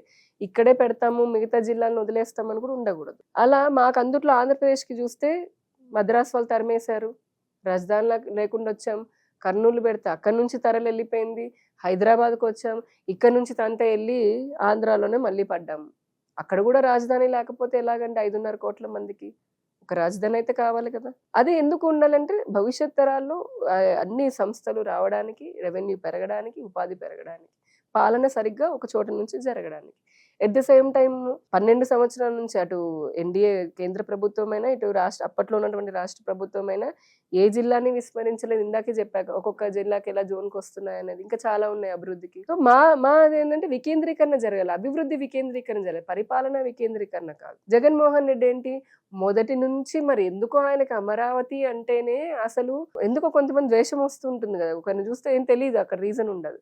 ఆయనకున్న కారణాలు ఏంటో ఏమో కానీ అమరావతి భ్రమరావతి అనిపించాడు. అసలు అమరావతి లేదు భ్రమరావతి అంటాడు. కాసేపు వర్షాలు వస్తే మునిగివే. హైదరాబాద్ లో మరి మునగట్ల, చిన్న వర్షం పడితే ఓడలు వేసుకుని వెళ్ళేంతని అంటే మనమే అనుకుని ఉంటాం. హైదరాబాద్ లో ఇంత పెద్ద సిటీనే వర్షం వస్తే మన నీళ్లు ఉంటాయి. అలాంటిది ఇంకా కన్స్ట్రక్షన్ జరుగుతున్న చోట నీళ్లు ఉండవా? వర్షం బాగా పడుతుంటే నీళ్ళు వస్తాయి, తెల్లారిపోతాయి. దాన్ని మునిగిపోయిందని అంటాడు. లేదు తర్వాత ఏమన్నాడు, అవసరమైతే అసలు వద్దంటాడు. ఫస్ట్ ఆయన ఫిలాసఫీ ఏంటి, అభివృద్ధి ఏది వద్దంటాడు. లేదు అభివృద్ధి చేస్తున్నాము అని మేము గనక అంటే చేసి చూపిస్తుంటే క్రెడిట్ చోరీకి ట్రై చేస్తాడు. లైక్ గూగుల్ నేనే తెచ్చా అన్నాడు, హైడ్రోజన్ ప్లాంట్ నేనే అంటాడు. రేపు పొద్దున 1వ తారీఖు ప్రధానమంత్రి గారు భోగాపురం ఎయిర్పోర్ట్ ఇనాగ్రేషన్ వస్తున్నారు. అది చాలా ప్రతిష్టాత్మకంగా ఏర్పాటు అవుతున్న గ్రీన్ ఫీల్డ్ ఎయిర్పోర్ట్. ఎందుకంత ప్రతిష్టాత్మకంగా అంటే కేంద్రము 7 క్లిష్టమైన అనుమతుల్ని ఆంధ్రాకి స్పెషల్ గా తొందరగా ఇచ్చింది, మిగతా రాష్ట్రాలకి ఇవ్వలేదు. చాలా గ్రీన్ ఫీల్డ్ ఎయిర్పోర్ట్ కట్టాలంటే చాలా తతంగా ఉంటుంది దానికి సంబంధించి. అవి ఇచ్చింది. సో నిధులు ఇస్తోంది, కేంద్ర ప్రభుత్వం ఇచ్చింది. ఇప్పుడు దానికి కూడా క్రెడిట్ తీసుకుంటాడు. అంటే ఏదైనా కియా అన్నాడు, అందరికీ తెలిసిన కియాని పారిపోయేలాగా తరిమేయాలని చెప్పని చూశాడు. ఫస్ట్ ఏమో తరిమేయాలని చూస్తాడు, కుదరలేదు అని అంటే క్రెడిట్ చోరీ నేనే అంటాడు. మళ్ళీ ఫూల్ అయిన తర్వాత ప్రజలందరి ముందు నువ్వు కాదు అని అంటే దానిపైన మళ్ళీ విషయం చిమ్మడం మొదలు పెడతారు. సో అలాగా అమరావతి ఇప్పుడు మావిగన్, కొత్తగా ఏంటి మచిలీపట్నం, విజయగన్నవరం, విజయవాడ, గుంటూరు. ఆల్రెడీ కేంద్ర ప్రభుత్వం నోటిఫై చేసింది. అమరావతి పైన ఇప్పుడు అంతా జరుగుతున్నాయి, కన్స్ట్రక్షన్స్ జరుగుతున్నాయి, రోడ్లు వస్తున్నాయి, అంత ప్లానింగ్ జరుగుతుంది, బిల్డింగ్లు కడుతున్నారు, ఐఏఎస్ ఆఫీసర్లు అవుతుంది. ఇప్పుడు నువ్వు తీసుకొచ్చి మళ్ళీ మచిలీపట్నం దానికి అది పోర్టు పరంగా కానివ్వండి, దగ్గర కొన్ని 20,000 కోట్ల పైగా కేంద్ర ప్రభుత్వం మచిలీపట్నానికి ఇచ్చింది. పోర్ట్ అయితే ఏంటి, హైవే అయితే ఏంటి, రైలు అయితే ఏంటి, అండ్ అక్కడ డెవలప్మెంట్స్ వస్తాయి. పోర్ట్ ఉంది కాబట్టి మచిలీపట్నం జరగాల్సింది జరుగుతుంది. నువ్వు మళ్ళీ ఇందులో తీసుకొచ్చి కలుపుతావే. నీకు నిజంగా ఇంత ప్రేమను ఉంటే అప్పట్లో నువ్వు అమరావతి బ్రహ్మరావతి అనకుండా మావిగన్ అప్పుడే అని ఉండొచ్చుగా. ఇప్పుడు జగన్మోహన్ రెడ్డి గారిని నేను ఒకటే సూటిగా ప్రశ్నిస్తున్నా, మీకు నిజంగానే మావిగన్ అంటే ఇష్టం ఉంది అనుకుందా, తప్పేం లేదు, మీ ఆలోచన అది. సో మరి మొదట్లోనే ఫస్ట్ మా ఎన్డీఏ ప్రభుత్వం ఉన్నప్పుడే అమరావతి అన్నప్పుడు అప్పుడు నువ్వు ఎందుకు సూచన చేయలే, అమరావతి కాదు ఇది మావిగన్ని చేర్చండి, మచిలీపట్నాన్ని కూడా చేర్చండి అని ఎందుకు అనలా? నిజాన్ని అనొచ్చుగా అప్పుడే 2014 నుంచి 15 నుంచి అనలేదు. పోనీ ప్రతిపక్షంలో ఉన్నప్పుడు నీకు అనాలని లేదు, అప్పుడు ఆలోచన రాలేదు. 5 ఏళ్ళు ప్రభుత్వంలో ముఖ్యమంత్రిలా ఉన్నావుగా, అప్పుడైనా నీదేగా ప్రభుత్వము, అప్పుడు మావిగన్ అనొచ్చు కదా. అప్పుడు కూడా ఎందుకు వైజాగ్ వెళ్తాను ఇంకెక్కడికో పరిగెడతానని అన్నావు, అప్పుడు కూడా అదే కదా ప్రాబ్లం. ఇప్పుడు ఎందుకు మళ్ళీ కొత్తగా ఈ 3వ టర్మ్ లో మావిగన్ అంటే ఇది ఓన్లీ కేవలము ప్రాంతాల మధ్య చిచ్చు పెట్టడం, ప్రాంతాల మధ్య ప్రజల మధ్య చిచ్చు పెట్టి ఇక్కడ అక్కడ ఇది డెవలప్ అవుతుంది, అది అవ్వదు, దీనివల్ల అలా ఇలా అని చెప్పని. ఆయనకు బేసిక్ గా వాళ్ళకి ఏంటంటే ప్రాంతాల మధ్య, కులాల మధ్య, ప్రజల మధ్య చిచ్చు పెడితే కానీ ఓట్లు రాలవు. వాళ్ళంతా కూడా మళ్ళీ ఒక సపరేట్ అపీజ్మెంట్ పాలిటిక్స్ ఆయనది. అక్కడ తల్లి కాంగ్రెస్ లాగా వాళ్ళదేమో ముస్లిం అపీజ్మెంట్, ఈయనదేమో క్రిస్టియన్ అపీజ్మెంట్. బేసిక్ గా అంతే వాళ్ళ ఓటు బ్యాంకులు. అలా చూసుకొని ఈ రెచ్చగొట్టుకుంటూ రాజకీయాలు నానా రకాలుగా రాష్ట్ర ప్రభుత్వాన్ని డీస్టెబిలైజ్ చేయాలి ఏదో ఒక రకంగాని డే 1 నుంచి చూస్తున్నారు, 2 ఏళ్ల నుంచి. ఇక్కడ ప్రభుత్వం ఏర్పాటు కాగానే అక్కడ ఢిల్లీలోకి వెళ్ళి పెద్ద ఏదో నిరసన చేస్తున్నట్టుగా ప్రెస్ మీట్ పెట్టి జాతీయ మీడియాను పిలిచి రాష్ట్రంలో రాజకీయంగా హత్యలు జరిగిపోతున్నాయి బాబాయ్, 30 మంది చంపేశారని ఫస్ట్ టైం గొడవ చేయాలని చూశాడు. అక్కడ ఒక నేషనల్ మీడియా వాళ్ళు అడిగారు, ఆ 30 మంది పేర్లు ఇవ్వండి అని. సింపుల్ గా వాళ్ళు ఏమనలా, ఏదంటే మీరు అడుగుతారు, నేను ఇందాక మీకు వినిపించాను, డేటా ఉంది కాబట్టి వినిపించా. వాళ్ళ 30 మంది అంటే అబ్బాయి అని అయిపోయింది అక్కడితోటి. ఇవ్వలేదు. ఎందుకంటే అక్కడ అన్ని జరగలేదు. జరిగిన వాళ్ళ పర్సనల్ కుటుంబంలో జరిగినాయి. అవేం రాజకీయం సంబంధం లేవు. ఓకే. సో అక్కడ ఫెయిల్ అయిపోయాడు. తెల్లారి బుడమేరు వరద వచ్చింది. రాష్ట్ర ప్రభుత్వం ఏం పట్టించుకోవట్లేదు. పెద్ద వరద అది విజయవాడలో. అదన్నారు. రాష్ట్ర ప్రభుత్వం బాగా చేసిందని ప్రజలే చెప్పారు. ఆ తర్వాత ఇదిగో గూగుల్ దగ్గరికి వెళ్తే గూగుల్ దగ్గర గొడవ, ఇక్కడికి వెళ్తే ఇక్కడ గొడవ, అక్కడికి వెళ్తే అక్కడ గొడవ అని. ఆ మధ్యలో పాస్టర్లోని ఎవరో ఆయన యాక్సిడెంట్ అయి చనిపోతే అది కూడా ప్రభుత్వానికి అంటగట్టాలి అని. ఇప్పుడు ఈ కొత్తగా జోసెఫ్ అతని ఇష్యూ మీకు తెలిసే ఉంటుంది కదా, జోసెఫ్ అనే అతన్ని. సో ప్రశ్న రావణ్ లాంటి వాళ్ళని, ఇట్లాంటి వాళ్ళని తీసుకుని వచ్చి రకరకాలుగా గొడవలు పెట్టాలి అని చెప్పనని. అంటే అట్లాగా ప్రతి ఇన్సిడెంట్ ని, ప్రతి సంఘటనని తన రాజకీయం కోసం ఉపయోగించుకుంటూ రఫ్ అంటాడు. పోలీసులని మేము అధికారంలోకి వస్తే గుడ్డలోడ తీసుకొడతామంటారు. అంటే అదే చెప్తున్నా, అక్కడ రాహుల్ గాంధీ అయినా ఇక్కడ జగన్మోహన్ రెడ్డి వాళ్ళైనా మీరు ప్రభుత్వం నడిపిన వాళ్ళే. సో ప్రభుత్వంలో ఉన్నటువంటి అధికారులని ఈ రకంగా మీరే అంటే సామాన్య ప్రజలు చూసి రెచ్చిపోతా శాంతి భద్రతలను ఎవరు కాపాడతారు? ఒక బాధ్యత అంటూ ఉండాలి కదా. పొజిషన్ లో ఉన్నామంటే ఒక బాధ్యత ఉండాలి. అధికారం కోసం పాకులాడు, నీ కర్మ, అది ఎవడేం చేయలేడు, ప్రయత్నం చేస్తూనే ఉండు, కానీ బాధ్యత కూడా ఉంటుంది కదా. ఆ బాధ్యత లేకుండా ఇక్కడ జగన్మోహన్ రెడ్డి అంతే, ఇన్ని సమస్యలను అంటాడా, మైక్ ముందుకే వస్తారు, మీరు చూస్తే మీడియా ముందుకే వస్తాడు. అసెంబ్లీ జరిగినప్పుడు ఎవరు పోరు అసెంబ్లీలోకి? కొట్లాడాల్సింది, ప్రశ్నించాల్సింది అసెంబ్లీలో కదండి. ఆయన పులివెందుల ఎమ్మెల్యే. నీ నియోజకవర్గానికి సంబంధించిన క్వశ్చన్స్ అయినా, సమస్యలైనా వెళ్ళి నువ్వు అసెంబ్లీలో కదా అడగాల్సింది. అక్కడ ఇందాక చెప్పినట్టుగా రాహుల్ గాంధీ కూడా పార్లమెంట్ లోపలికి వెళ్ళాడు. ఏ బిల్లు పెట్టినాయండి, ప్రతి పార్లమెంట్ సెషన్ ముందు చూడండి ఇదే రక్కస్, ఇలానే గొడవ పెడతారు, బయటకు వస్తారు వాకౌట్ చేసి. అంటే కూర్చునేది లేదు, దానిపైన మాట్లాడేది లేదు, చర్చించేది లేదు, బిల్లుల పైన సామరస్యంగా తీసుకుని వెళ్ళి ముందు తీసుకెళ్లేది లేదు. బిల్లులు ప్రవేశపెడుతున్నా బయటకు వారిపోయి రావడం, మళ్ళీ బయటకు వచ్చి మీడియా ముందు నేను సింహాన్ని, నేను గర్జిస్తున్నాను అని అంటారు. ఇద్దరంతే.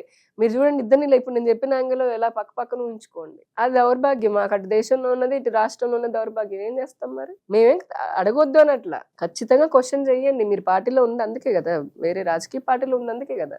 రండి, సలహాలు ఇవ్వండి, సూచనలు ఇవ్వండి. అసెంబ్లీలో కొట్లాడు కదా, నువ్వు ప్రశ్నించు. అడుగుతున్నాం నిన్ను, అసెంబ్లీకి రా అని అడుగుతున్నాం. నీ ఛాలెంజ్ అయితే అసెంబ్లీలో చెయ్యవయ్యా బాబు, అక్కడ చెయ్యడు. మళ్ళీ ఎవ్వరు పోరు. ఏదో స్పీకర్ నేను అటెండెన్స్ అయ్యాను, లేదంటే నీది రద్దు అయిపోతుంది అంటే ఒక రోజు వెళ్ళి గంట ఉండి వస్తాడు. మళ్ళీ అది కూడా గంట కూడా ఉండడు, నిమిషం ఉండి వస్తాడు. ఏం చేస్తాం? AP deputy CM Pawan Kalyan గారి పనితీరు, డిప్యూటీ సీఎం పవన్ కళ్యాణ్ గారు అంటే అసలు ఆయన రాజకీయాల్లోకి చాలా సుదీర్ఘ కాలంలో ఉన్నప్పటికీ ప్రభుత్వంలో కొత్తగా వచ్చిన తర్వాత చాలా పాపం ఆయనకంటే ఉన్నటువంటివి కూడా మంచి పెద్ద పెద్ద శాఖలే, బాగా మార్పు రావాల్సినటువంటి శాఖలు చాలా అట్టడుగు వర్గాలు, అంటే అటవీలో కానివ్వండి ఉన్నటువంటి వాళ్ళందరూ ఆయన ప్రత్యక్షంగా వెళ్ళి చూసి వాళ్ళందరితో కలిసి మాట్లాడుతూ అక్కడికక్కడ ప్రాబ్లం రిజాల్వ్ చేస్తున్నారు. ఎట్ ద సేమ్ టైం రాష్ట్రంలో కొన్ని జరుగుతున్నప్పుడు రాష్ట్ర ప్రభుత్వాన్ని కూడా తనదైన శైలిలో ఆయన చురకలు అంటిస్తూనే సలహాలు సూచనలు కూడా చేస్తున్నారు. భాగస్వామిలాగా ఉన్నాను కదా అని చెప్పని పూర్తిగా కూడా అంటే చెప్పాలి కదా. ఇప్పుడు బీజేపీ కూడా మేము చెప్తూనే ఉన్నాం, మా రిప్రజెంటేషన్స్ ఇస్తూనే ఉన్నాం. ఓకే, కొన్ని అంశాలు వస్తాయి, దానికి సంబంధించినటువంటిది మేము రిప్రజెంటేషన్ ఇస్తున్నాం. ప్రభుత్వం ఏం చేస్తుందని పక్కన పెడితే మా వైపు నుంచి మేమైతే ఇస్తూనే ఉన్నాము.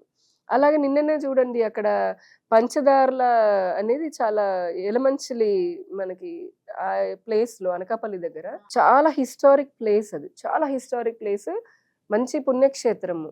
అండ్ అక్కడ మైనింగ్ కి అక్రమంగా ఇచ్చిన దానికంటే బాగా తవ్వేస్తున్నారని చెప్పని పెద్ద ఎత్తున సోషల్ మీడియాలో వచ్చింది. వాస్తవంగానే జరుగుతున్నట్టుందని ఆ మైనింగ్ కి నిన్న పవన్ కళ్యాణ్ గారు ఆర్డర్లు ఇచ్చారు, గవర్నమెంట్ కి చెప్పారు మొత్తం క్యాన్సిల్ చేసి పడేయండి అని, మీరు రిపోర్ట్ తీసుకొని రండి అని, అవసరమైతే వాళ్ళకి జరిమానా వేయండి అని. లేటెస్ట్ ఉదాహరణ ఇస్తున్నారు. సో అలాగా ఆయన ఎప్పుడు ఊరుకోవట్లేదు. అటవీకి సంబంధించిన, రూరల్ డెవలప్మెంట్ కి సంబంధించిన, పంచాయతీరాజ్ కి సంబంధించిన ఏపీ నెంబర్ 1 వచ్చింది పంచాయతీరాజ్ శాఖలో, ఏది గ్రామ సభలు పెట్టడంలో ఏపీ నెంబర్ 1 వచ్చింది. అది వీరి ఆధ్వర్యంలోనే. సో అట్లాగా పవన్ కళ్యాణ్ గారు అటు కేంద్రంతో అంటే పార్టీ పరంగా కూడా కూటమిని సమన్వయం పరచడంలో ఇటు టీడీపీని గాని అటు బీజేపీని గాని చాలా బలమైనటువంటి ఒక శక్తిలాగా ఉన్నారు. అలానే ఒక మంచి మిత్రుడిలాగా బీజేపీకి ఉంటూ ఇటు ప్రభుత్వంలో కూడా నాకు తెలిసి ఆయన చాలా మంచి పవర్ఫుల్ రోల్ ని ప్లే చేస్తూ ప్రజలకి బాగా పని చేస్తున్నారనేది నేను చూస్తున్నటువంటిది ఒపీనియన్. లోకేష్ గారి నాయకత్వం యువతలో ఎలాంటి ప్రభావం చూపిస్తుంది? లోకేష్ గారికి వచ్చినప్పుడు అంటే అంతకుముందు ఉన్నటువంటి అంటే 2014 to 19 మధ్యలో ఉన్నటువంటి వారి అప్పుడు ఉన్నటువంటి రాజకీయ అవగాహన, అప్పుడు లేదని కాదు, అప్పుడు కూడా ఉన్నది, కానీ దాంతో పోలిస్తే ఇప్పుడు ఐ థింక్ 100% డిఫరెంట్ గా ఉన్నట్టు, చాలా మార్పు, మెచ్యూర్ పాజిటివ్ వే చాలా. ఎందుకంటే ఇది టీడీపీ వాళ్ళే చెప్తున్నటువంటిది, టీడీపీ విశ్లేషకులు ఎవరైతే ఉంటారో బాగా దగ్గర చూస్తున్నటువంటి వాళ్ళే ఒప్పుకుంటున్నటువంటి సత్యం అన్నమాట. ఎందుకంటే ఆయన చాలా రాజకీయాల్లో కూడా ఇప్పుడు జగన్మోహన్ రెడ్డి 5 సంవత్సరాల పాలన చూసిన తర్వాత ఆటోమేటిక్ గా అందరూ కూడా అంటే రాజకీయం ఎలా ఉంటుందన్న మెచ్యూరిటీ వచ్చేసింది. అఫ్ కోర్స్ లైక్ ఇంత అరాచకం జరిగిన తర్వాత లోకేష్ గారు కూడా, ఆయన టీడీపీ పార్టీకి ఒక లెగసీ ఉంది లైక్ 40 ఏళ్ళ నుంచి.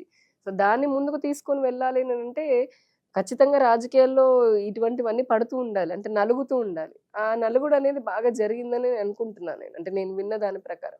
ప్లస్ ప్రభుత్వంలో చూస్తే కనుక ఖచ్చితంగా ఇప్పుడు ప్రభుత్వ బడులు ఏవైతే ఉన్నాయో, మొన్న పిల్లలు విద్యార్థులు మంచి మార్క్స్ తెచ్చుకున్నారు 10th క్లాస్లో కూడా, చాలా బాగా జరుగుతోంది. చాలా సంస్కరణలు కూడా విద్యాశాఖలో తీసుకొని వస్తున్నారు.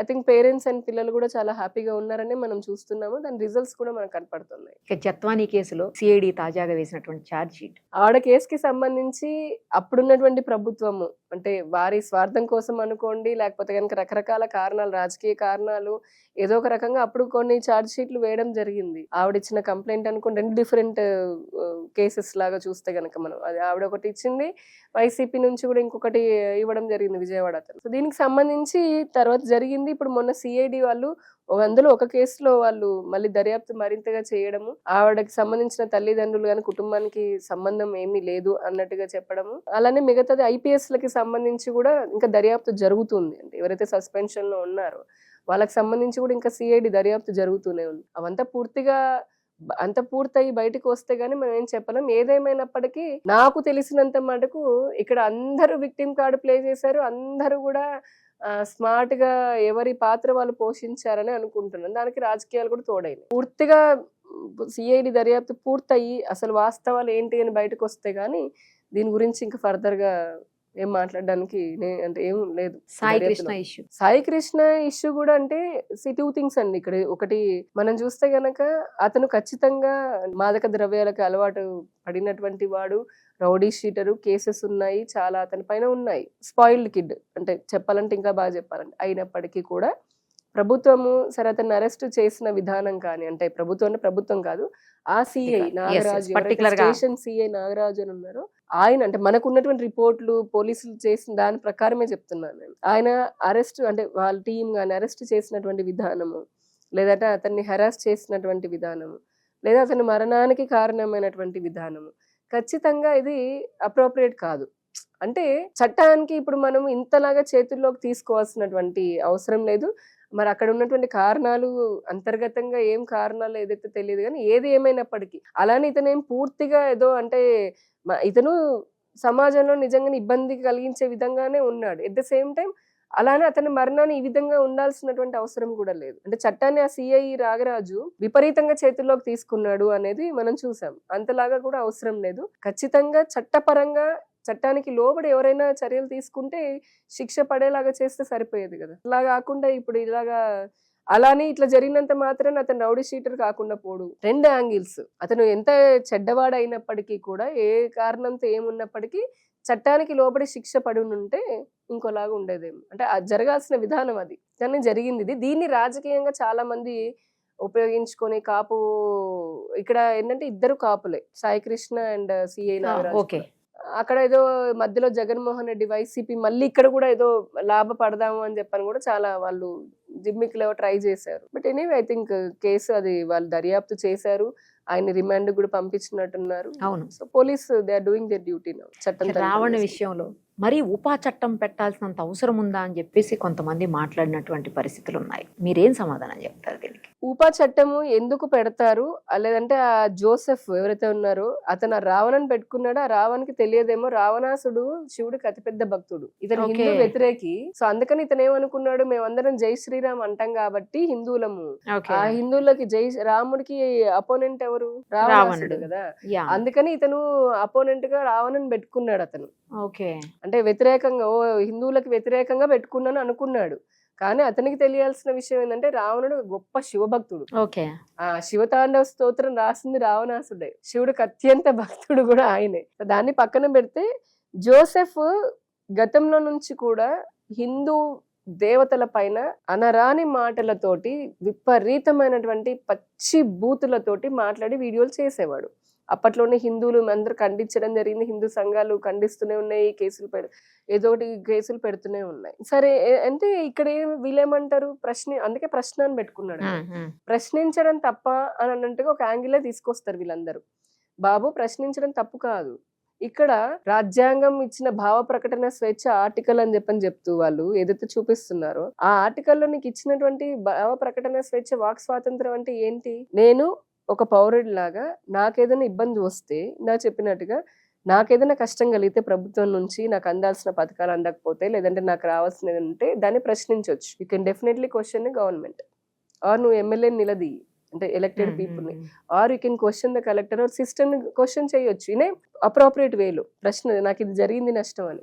అంతేగాని భావ ప్రకటన స్వేచ్ఛ అని చెప్పని, వాక్ స్వాతంత్రం అని చెప్పనని, నాకు నోరుందిగా అందులో నాలుగు ఉంది కదా అని చెప్పని కోట్లాది మంది విశ్వసించేటటువంటి హిందూ దేవతలు నేను అంటూ ఉంటాను, అది నా భావ ప్రకటన స్వేచ్ఛ అని అంటే, ఏ హిందువులు మాకు లేదా భావ ప్రకటన స్వేచ్ఛ? ఈ రాజ్యాంగం మాకు హక్కులు కల్పించలేదా? నీకే ఇచ్చిందా హక్కు? అసలు నువ్వెవడు మా హిందూ దేవతలు అనడానికి? నీకేం పని? నీకు హిందుత్వం నచ్చలేదు, నిన్ను ఎవడు బతిలాడాడు? నేను పూజలు చేయమని బతిలాడేమా? నిన్ను గుళ్ళకి రమ్మని బతిలాడేమా? మిగతా వాళ్ళ నీ క్రిస్టియానిటీ, నువ్వు ఆచరించే క్రిస్టియానిటీ లానే బుక్కులు పట్టుకొని అంటారు, బైబుల్లు పట్టుకొని బస్ స్టాండ్ లోను, రైల్వే స్టేషన్ లోను, ఆసుపత్రిలో వెళ్ళి మతం మారండి అని ఇంటింటికి పోయి చెప్పారు ఎవరైనా హిందువులు? చెప్పారా? ఇప్పటివరకు ఎక్కడైనా ఒక సంఘటన నేను చూసారా? దేశం మొత్తంలో ఇన్ని వందల సంవత్సరాల్లో ఏ హిందువుల బస్ స్టాండ్ దగ్గర పోయి మతం మారని అంటాడు ఎవరినైనా? ఎప్పుడు హిందుత్వం అలా అనదు. నచ్చినటువంటి, ఎందుకంటే రాజ్యాంగం కల్పించినటువంటి హక్కు ఏంటి? మతం నీ వ్యక్తిగత స్వేచ్ఛ. నీకు నచ్చింది ఒక మతం, నీ మతంలోనే ఉండు. లేదు నీకు ఇంకొక మతం నచ్చింది, నువ్వు ఆ మతంలోకి ఆచరణ చెయ్యి. కానీ ఆ మతాన్ని ఆచరిస్తాను అని చెప్పని అంటూనే నాకు ఆ మతానికి లేనటువంటి రాజ్యాంగ రిజర్వేషన్ కూడా రావాలి అని అంటే అది తప్పు. మళ్ళీ ఇక్కడ అదే విషయంలో దళిత క్రైస్తవులని తీసుకొని వచ్చాడు అతను. సో ఇక్కడ 3 ఇష్యూలు జోసెఫ్ కి సంబంధించి. ఒకటి, హిందూ దేవతలని టార్గెట్ చేస్తూ పదే పచ్చి బూతులు తిట్టడం నువ్వెవడివి? నీకేం హక్కు? నీకు నచ్చితే అసలు నువ్వు హిందువు అయితే హిందువులో ఉండు, హిందువులాగా ఉండు. లేదు నీకు నచ్చింది క్రిస్టియానిటీ, చేసుకోపో. ఎవడొద్దన్నాడు? నేను ఆపానా? ఎవడాపాడు? ఎవడు ఆపలేదు. నీకేం నోటి దురద? నాకు యూట్యూబ్ ఛానల్ ఉంది కదా అని నేను మా దేవతలు అంటే, మాకు లేవో కోట్లాది మంది మనోభావాలు. మేము ఇన్ని లక్షల సంవత్సరాల నుంచి, యుగాల నుంచి నమ్ముతూ వస్తున్నటువంటి మా దేవుళ్ళని అనడానికి నువ్వెవడు? నీకేం హక్కు ఉంది? అది నీకు రాజ్యాంగం కల్పించలా. ఇది ఫ్యాషన్ అయిపోయింది అందరికి. వాక్ స్వాతంత్రం పేరుతో ఆ CJPలో కూడా అదే జరిగింది. సీతారాములు అనేది ఏంటి? నువ్వు నీటి పేరుతోటి నీకెవడిచ్చాడా హక్కు? నా మనోభావాలు ఉంటాయి, రాజ్యాంగం నా మనోభావాలకు కూడా కొంత హక్కు ఇచ్చింది. నేను కూడా నీలాగా మనిషినే కదా, ఇది ఇక్కడ పుట్టిన దాన్నే కదా, నాకుంటాయి. నువ్వెవడో అనడానికి? నీకు నచ్చింది నువ్వు ఆచరించుకో, అదే చెప్పాను సార్. అది అయిపోయింది, కేసులు వస్తున్నాయి. అయిపోయిన తర్వాత ఈ జడాశ్రావణని ఈ మధ్య కొత్తగా, అసలు మీరు చూసే ఉంటారు, ఎక్కడి నుంచో మొదలుపెట్టి ఒక ఎజెండా తోటి ఏదో రాజకీయాల్లో చేసేద్దామని. సరే, ఎవడు వ్యక్తిగతం వాడిది, మనకెందుకు, ఏదైతే అవనీయండి. ఈ జడాశ్రవను దళిత క్రైస్తవుల సభ అని పెట్టాడు. రాజ్యాంగంలో ఉంటే దళితులు ఉంటారు, లేదా క్రైస్తవులు ఉంటారు, క్రైస్తవులు ముస్లింలు ఉంటారు మామూలు రిలీజియస్ పరంగా. రాజ్యాంగంలో అంబేద్కర్ తో సహా మిగతా రాజ్యాంగ నిర్మాతలు రిజర్వేషన్ సిస్టమ్ ని చాలా ఆలోచించి అప్పట్లో ఉన్నటువంటి సామాజిక పరిస్థితులని వెనుకబడిన చూసి దానికి తగ్గట్టుగా రిజర్వేషన్ ఇచ్చారు. అది మతం ప్రాతిపదికన ఇవ్వాల. మీరు చూస్తే హిందూకి రిజర్వేషన్ లేదు ఎక్కడ. అవును, అదే కదా బాధ, హిందూకి లేదు. కానీ కాంగ్రెస్ పాలిత రాష్ట్రాల్లో ముస్లింలకని మత ఆధారంగా ఇచ్చుకుంటారు వాళ్ళు, మైనారిటీ అపీజ్మెంట్, ఓట్ల కోసం అని. అసలు రాజ్యాంగంలో మతం ఆధారంగా లేనే లేదు, మన కాన్స్టిట్యూషన్ లో లేదు. ఓకే, కేవలము కులంలో కొంతవరకు SC ST BCలు అలాగే ఇచ్చారు రిజర్వేషన్. అది కూడా వాళ్ళు అప్పట్లో వాళ్ళ సామాజిక పరిస్థితిని బట్టి. ఓకే, సో ఇందులో దళిత క్రైస్తవుడు అంటే అసలు ఆ పదం లేదు. సుప్రీంకోర్టు కూడా కుదరదని చెప్పింది. ఎందుకు? దళితుడు అనేది ఒక కాస్ట్ కి సంబంధించింది, దానికి రాజ్యాంగ హక్కులు ఉన్నాయి, అంటే రిజర్వేషన్ ఉంది.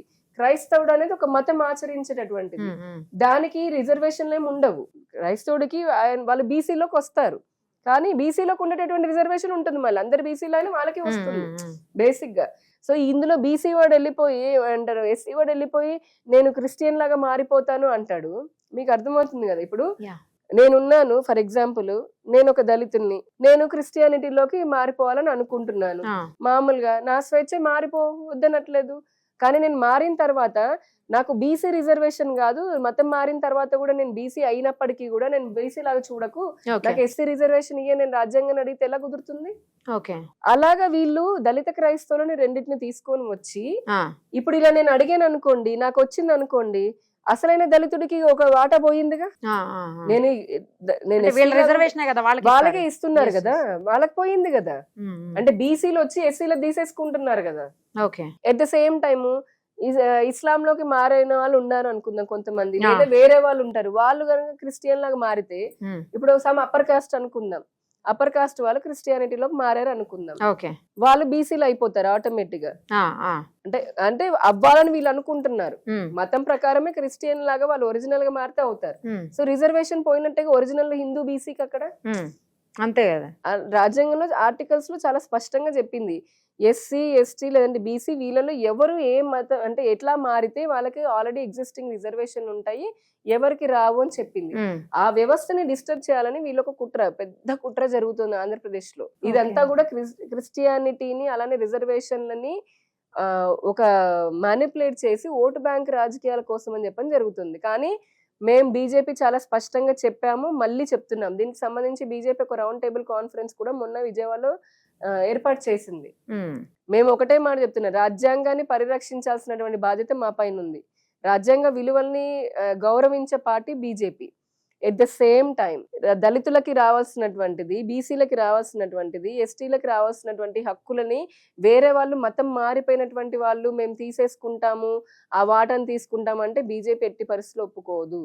దళిత క్రిస్టియన్ల పేర్లతో కానీ, లేదంటే ఇస్లాంలోకి మతం మారిపోయాము, మాకు ముస్లిం రిజర్వేషన్లు ఇవ్వండి అని చెప్పనని ఏదైనా సరే, అంటే ఉన్న రిజర్వేషన్ వ్యవస్థని మార్చాలని చెప్పని ఎవరు ప్రయత్నం చేసినా దాన్ని బీజేపీ వ్యతిరేకిస్తుంది. దళిత క్రిస్టియన్ అనే పదమే లేదు, అటువంటి రిజర్వేషన్ కొత్తగా వీళ్ళకి రావడానికి ఎట్టి పరిస్థితుల్లోనూ బీజేపీ ఎందుకు అనంటే, బీజేపీకి ఎందుకు ఒప్పుకోవట్లేదు అంటే అసలైనటువంటి దళితులు, అసలైనటువంటి బీసీలు, అసలైనటువంటి ఎస్టీలు వాళ్ళు నష్టపోతారు, అందులో ఉన్నటువంటి హిందువులు కూడా నష్టపోతారు.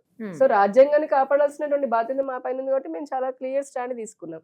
అతను ఆ దళిత జలాశ్రవణ పెట్టినటువంటి దళిత క్రైస్తవ సభకి వెళ్ళాడు. ఇక్కడే మొదలవుతుందండి మొత్తం స్టోరీ అంతా.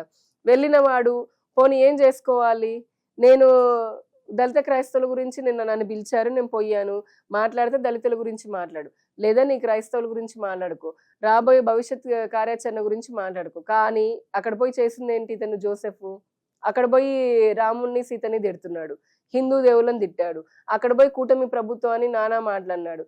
ఇదే కాకుండా డిప్యూటీ సీఎం ఆయన పవన్ కళ్యాణ్ గారిని, ఆయన కుటుంబ సభ్యుల్ని నానా బూతులు తిట్టాడు. నువ్వు వెళ్ళిన స్టేజ్ ఏంటి, నువ్వు మాట్లాడాల్సిందేంటి, నీకు వీటన్నిటితో ఏంటి పని? సో అది రెండోది. అక్కడ కేసులు పెట్టారు, మరి పవన్ కళ్యాణ్ గారి అంటే డిప్యూటీ సీఎం ఆయన అభిమానులు ఉంటారు పెట్టారు. వీటన్నిటికంటే మూడోది, అసలు ఏం జరిగిందని అరెస్ట్ చేసిన తర్వాత వీళ్ళు కాలర్ ఎగరేసుకుంటే మాకు బెయిల్ వచ్చిందని 4 చోట్ల అంటే అసలు ఏంటి, ఈలో పోలీసులు చూస్తారు కదా, పాత వీడియోలన్నీ చూస్తే ఇక్కడ ఊపా చట్టం ఎందుకు వచ్చింది, ఇప్పుడు జరిగిన దానికంతా ఊపాయం పెట్టలా. వీటిలకి ఊపాకేం సంబంధం లేదు. కానీ అతని ఫోన్ ని చూసిన తర్వాత, అతని వీడియోలు చూసిన తర్వాత పోలీసులు అతను గతంలో మావోయిస్టులని గ్లోరిఫై చేస్తూ, ఎవరైతే ఇప్పుడు పెద్ద పెద్ద వాంటెడ్ హిడ్మా, చనిపోయినటువంటి హిడ్మా మావోయిస్టులు కానీ తీవ్రవాదులతో సంబంధాలు ఉన్నటువంటి వాళ్ళని అలాగే ఇప్పుడు తీవ్రవాదులు, మనకి బాంబు బ్లాస్టులు జరిగే దేశంలో అటువంటి తీవ్రవాదులని వాళ్ళ పైన పదే గతంలో కూడా చాలా వీడియోలు చేసుకుంటూ వచ్చాడు అతను. ఏమని, తీవ్రవాదులకి మానవ హక్కులు ఉండవా, అసలు వాళ్ళ సిద్ధాంతమే మంచిది, మావోయిస్టు నక్సలైట్ల సిద్ధాంతం మంచిది, ప్రభుత్వాలన్నీ వ్యతిరేకంగా చేస్తున్నాయని చెప్పని మాట్లాడడం మొదలుపెట్టాడు. ఇంకా చాలా మాట్లాడాడు. ఇంకోటి ఏంటి, భారతదేశం అంటే నాకు గౌరవం లేదు, ఈ దేశం అంటే నాకు ఇష్టం లేదు, గౌరవం లేదు, ఈ దేశం పైన భక్తి లేదు, ఇటువంటివన్నీ ఊపా చట్టం కిందకి వస్తాయి. అంటే ఈ దేశంలో పుట్టినటువంటి పౌరుడు దేశాన్ని, ఇక్కడ ప్రభుత్వాన్ని అన్నట్లు దేశం పట్ల వ్యతిరేకతను చూస్తూ దేశ వ్యతిరేక శక్తులైనటువంటి మావోయిస్టులు కానీ, నక్సలైట్లు కానీ, తీవ్రవాదులు కానీ వీళ్ళకి మానవతా హక్కుల గురించి వాళ్ళకి సింపతి చూపించుకుంటూ, నాకు పాకిస్తాన్ నచ్చింది అంటే మన శత్రు దేశాల గురించి అని మాట్లాడితే, ఊపా అంటేనే చట్ట వ్యతిరేక కార్యకలాపాల నిరోధక చట్టం, అది అన్లాఫుల్ థింగ్ అని. అందుకని దానిపైన పెట్టారు. ఆ వీటిల కోసం పెట్టలా, అతను ప్రశ్నిస్తే పెట్టలా, తీవ్రవాదులకు మద్దతు తెలుపుతూ ఉన్నాడు. తీవ్రవాద అంటే యువతని ఆ విధానంగా అతను చాలా మంది అతని వీడియోల ద్వారా యువతని తీవ్రవాదం వైపు ప్రభావితం చేస్తున్నాడు. నక్సలిజం వైపు ప్రభావితం చేస్తున్నాడు, మావోయిజం వైపు. అందుకని చెప్పని ఉప చట్టం పెట్టారు అతని పైన. అప్పటి వరకు బాగా చంకలు గుద్దుకొని వెనకేసుకొచ్చినటువంటి ఈ జరాశ్రవణ్, అంతెందుకు ఆ కార్యక్రమం పెట్టిన జరాశ్రవణే ఈ ఊపా చట్టం పెట్టేటప్పటికి ఎక్కడ దొంగలు అక్కడ గప్చుప్ అయిపోయి మాకేం సంబంధం లేదని వీడియో డిలీట్ చేసుకొని కూర్చున్నారు. సో అలా ఉంటే ఇవాళ నీచమైనటువంటి ఆ గంజాయి మొక్క జర్నలిజం అనేది, అందరిని అనట్లేదు, నిజంగా జర్నలిజంలో ప్రాణాలు పోగొట్టుకున్నటువంటి వాళ్ళు ఎంతో మంది ఉన్నారు పాపం. ఈ రోజుకి కూడా ప్రజల కోసం అని త్యాగం చేస్తున్నటువంటి జర్నలిస్టులు ఉన్నారు. వాళ్ళందరికీ కూడా నిజంగా నమస్కారాలు అందిస్తున్నాయి. కేవలము డబ్బు కోసం అని చెప్పనని, ఫండింగ్ కోసం అనో, లేకపోతే ఇంకొక వ్యతిరేకమైన ఎజెండాను పెట్టుకొని జర్నలిజం ముసుగులో ఇటువంటి అరాచకమైనటువంటి ప్రజల, ముఖ్యంగా యువత మైండ్ ని స్పాయిల్ చేస్తున్నటువంటి జర్నలిస్టులకు సంబంధించి కొన్ని ఉన్నాయి, కొన్ని యూట్యూబ్ ఛానల్ తో అలాంటి వాళ్ళు, లేదంటే సెలబ్రిటీలు అయినటువంటి ప్రకాష్ రాజులు కానివ్వండి, ఇంకా చాలా మంది ఉన్నారు. వీళ్ళందరి సింపుల్ ఎజెండా ఒకటే, భారతదేశంలో ప్రభుత్వాన్ని అస్థిరపరచాలి, భారతదేశ యువతలో దేశ వ్యతిరేక ఆలోచనలు రేకెత్తించాలి, హింసాత్మకమైనటువంటి ఆలోచనలు ప్రేరేపణ చేయాలి, హిందూ ధర్మానికి వ్యతిరేకంగా మాట్లాడాలి, ప్రపంచ దేశాల ముందు భారతదేశం పరువు తీయాలి. దానికి వాళ్ళకు ఒక లీడర్ ఉన్నాడు, రాహుల్ గాంధీ. ఆయన ప్రపంచ దేశాలన్నీ తిరుగుతాడు, వెళ్ళి భారతదేశం గురించి ఉమ్మేసి వస్తూ ఉంటాడు. ఇప్పుడు ఆ దేశాలందరూ అతన్ని క్వశ్చన్ చేయడం మొదలు పెట్టేటప్పటికి మళ్ళీ సైలెంట్ గా వస్తున్నాడు. ఎందుకు ఇట్లాంటి అంటే కన్న తల్లినే ఇప్పుడు దూషించేటటువంటి వాళ్ళు, తిన్న కంచెలను ఉమ్మేటటువంటి అంటాం కదా మనం, అటువంటి జాతి అన్నమాట ఇది. సో ఆ జోసెఫ్ అనేదానికి సంబంధించి ప్రశ్నారావానికి ఇది జరిగింది. ఫైనల్లీ ఒక్కటి చెప్పండి, మీకు కూడా పాపం ఫ్లైట్ టైం అయిపోతుంది, ఒక 2 minutesలో కంప్లీట్ చేసేద్దాం. ఇప్పుడు లేటెస్ట్గా చూసాము, తమిళనాడులో విజయ్ గారు సినీ జీవితం నుంచి రాజకీయాల్లోకి వచ్చినారు. తర్వాత ఇక్కడ కూడా త్వరలో అల్లు అర్జున్ గారు వస్తున్నారని, ఎన్టీ రామారావు గారు వస్తున్నారని, అదే జూనియర్ ఎన్టీఆర్ గారు వస్తున్నారని, తర్వాత త్వరలో ధనుష్ గారు కూడా వస్తున్నారని చెప్పేసి వినిపిస్తుంది. వీటన్నింటి మీద మీ కామెంట్ ఏంటి? ఇంత స్పెక్యులేషన్స్ గురించి నేనైతే మాట్లాడడానికి ఏమీ లేదు, కానీ నేను ఒకటే చెప్పదలుచుకున్నాను, ఏదైనా సరే ఒక కన్స్ట్రక్టివ్ రాజకీయాలు అంటే ప్రజాస్వామికంగా ఉంటేనే. ఇప్పుడు కాలం మారింది, సోషల్ మీడియా తనంతో యువత అంటే కొత్త ఓటర్లు చాలా మంది వచ్చారు.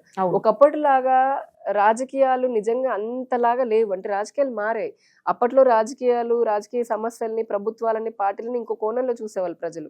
ఇప్పుడు ఏంటంటే వాళ్ళకి ఏం వస్తుందా, ఏం పథకాలు వస్తాయా, ఏం ఉచితాలు వస్తాయా, లేకపోతే కనుక ఇంకోట మనకు నచ్చిన నాయకుడు వస్తున్నాడా, అది సినీ వాళ్ళు కానివ్వండి, క్రికెట్, అంటే వాళ్ళకి నచ్చిన విధంగా యువత ఒక రకమైనటువంటి, ఇంకొక రకమైనటువంటి యువత ఏంటి, వాళ్ళకి డెవలప్మెంట్ కావాలి, లేదంటే వాళ్ళకి సుస్థిరమైనటువంటి ఆపర్చునిటీస్ కావాలి, ఫ్యూచర్ ఆపర్చునిటీస్ బాగుండాలి, వాళ్ళ కెరియర్ బాగుండాలి, వాళ్ళ ఇన్ఫ్రాస్ట్రక్చర్ బాగుండాలనే ఆలోచనతో ఉంటున్నారు. సో దీని ప్రకారం ఇప్పుడు తమిళనాడులో కూడా ఎన్నో ఐ థింక్ దశాబ్దాల నుంచి పెరియార్ వాదంతో అటు అసలు నిజంగా చెప్పాలి తమిళ వాళ్ళ ఆత్మస్థైర్యాన్ని దెబ్బతీస్తూ వచ్చింది డిఎంకే. అంటే మొత్తం వాళ్ళని ఒక రకంగా తయారు చేసి పెట్టింది, అవినీతిలో కూరుకుపోయి ఎటువంటి డెవలప్మెంట్ లేకుండా.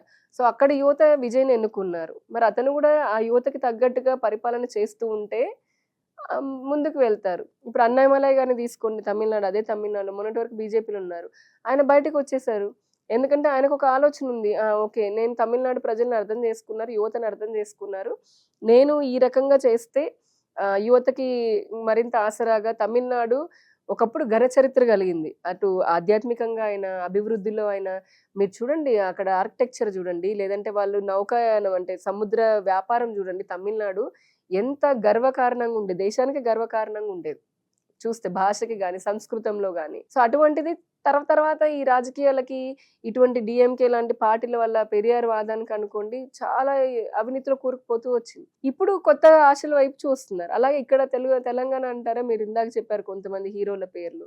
సో వాళ్ళు మరి వాళ్ళ అభిమానులు కోరితే వాళ్ళు రావచ్చు. గతంలో కూడా కొంతమంది వచ్చారు, పార్టీలు పెట్టారు, కొంతమంది నిలబడగలిగారు, నిలబడలేకపోయారు. ఏదేమైనప్పటికీ కేవలము అంటే ఆ పాల మీద పొంగులాగా, అంటే ఫస్ట్ పొంగులాగా ఉండొచ్చు, కానీ ఇది ఒక పెద్ద ముళ్ళ కిరీటం. ప్రభుత్వాన్ని ఏర్పాటు చేయడం, లేదంటే రాజకీయాలు ఉండడం, పార్టీలాగా అనేది నిజంగా చాలా కష్టమైనటువంటి పని.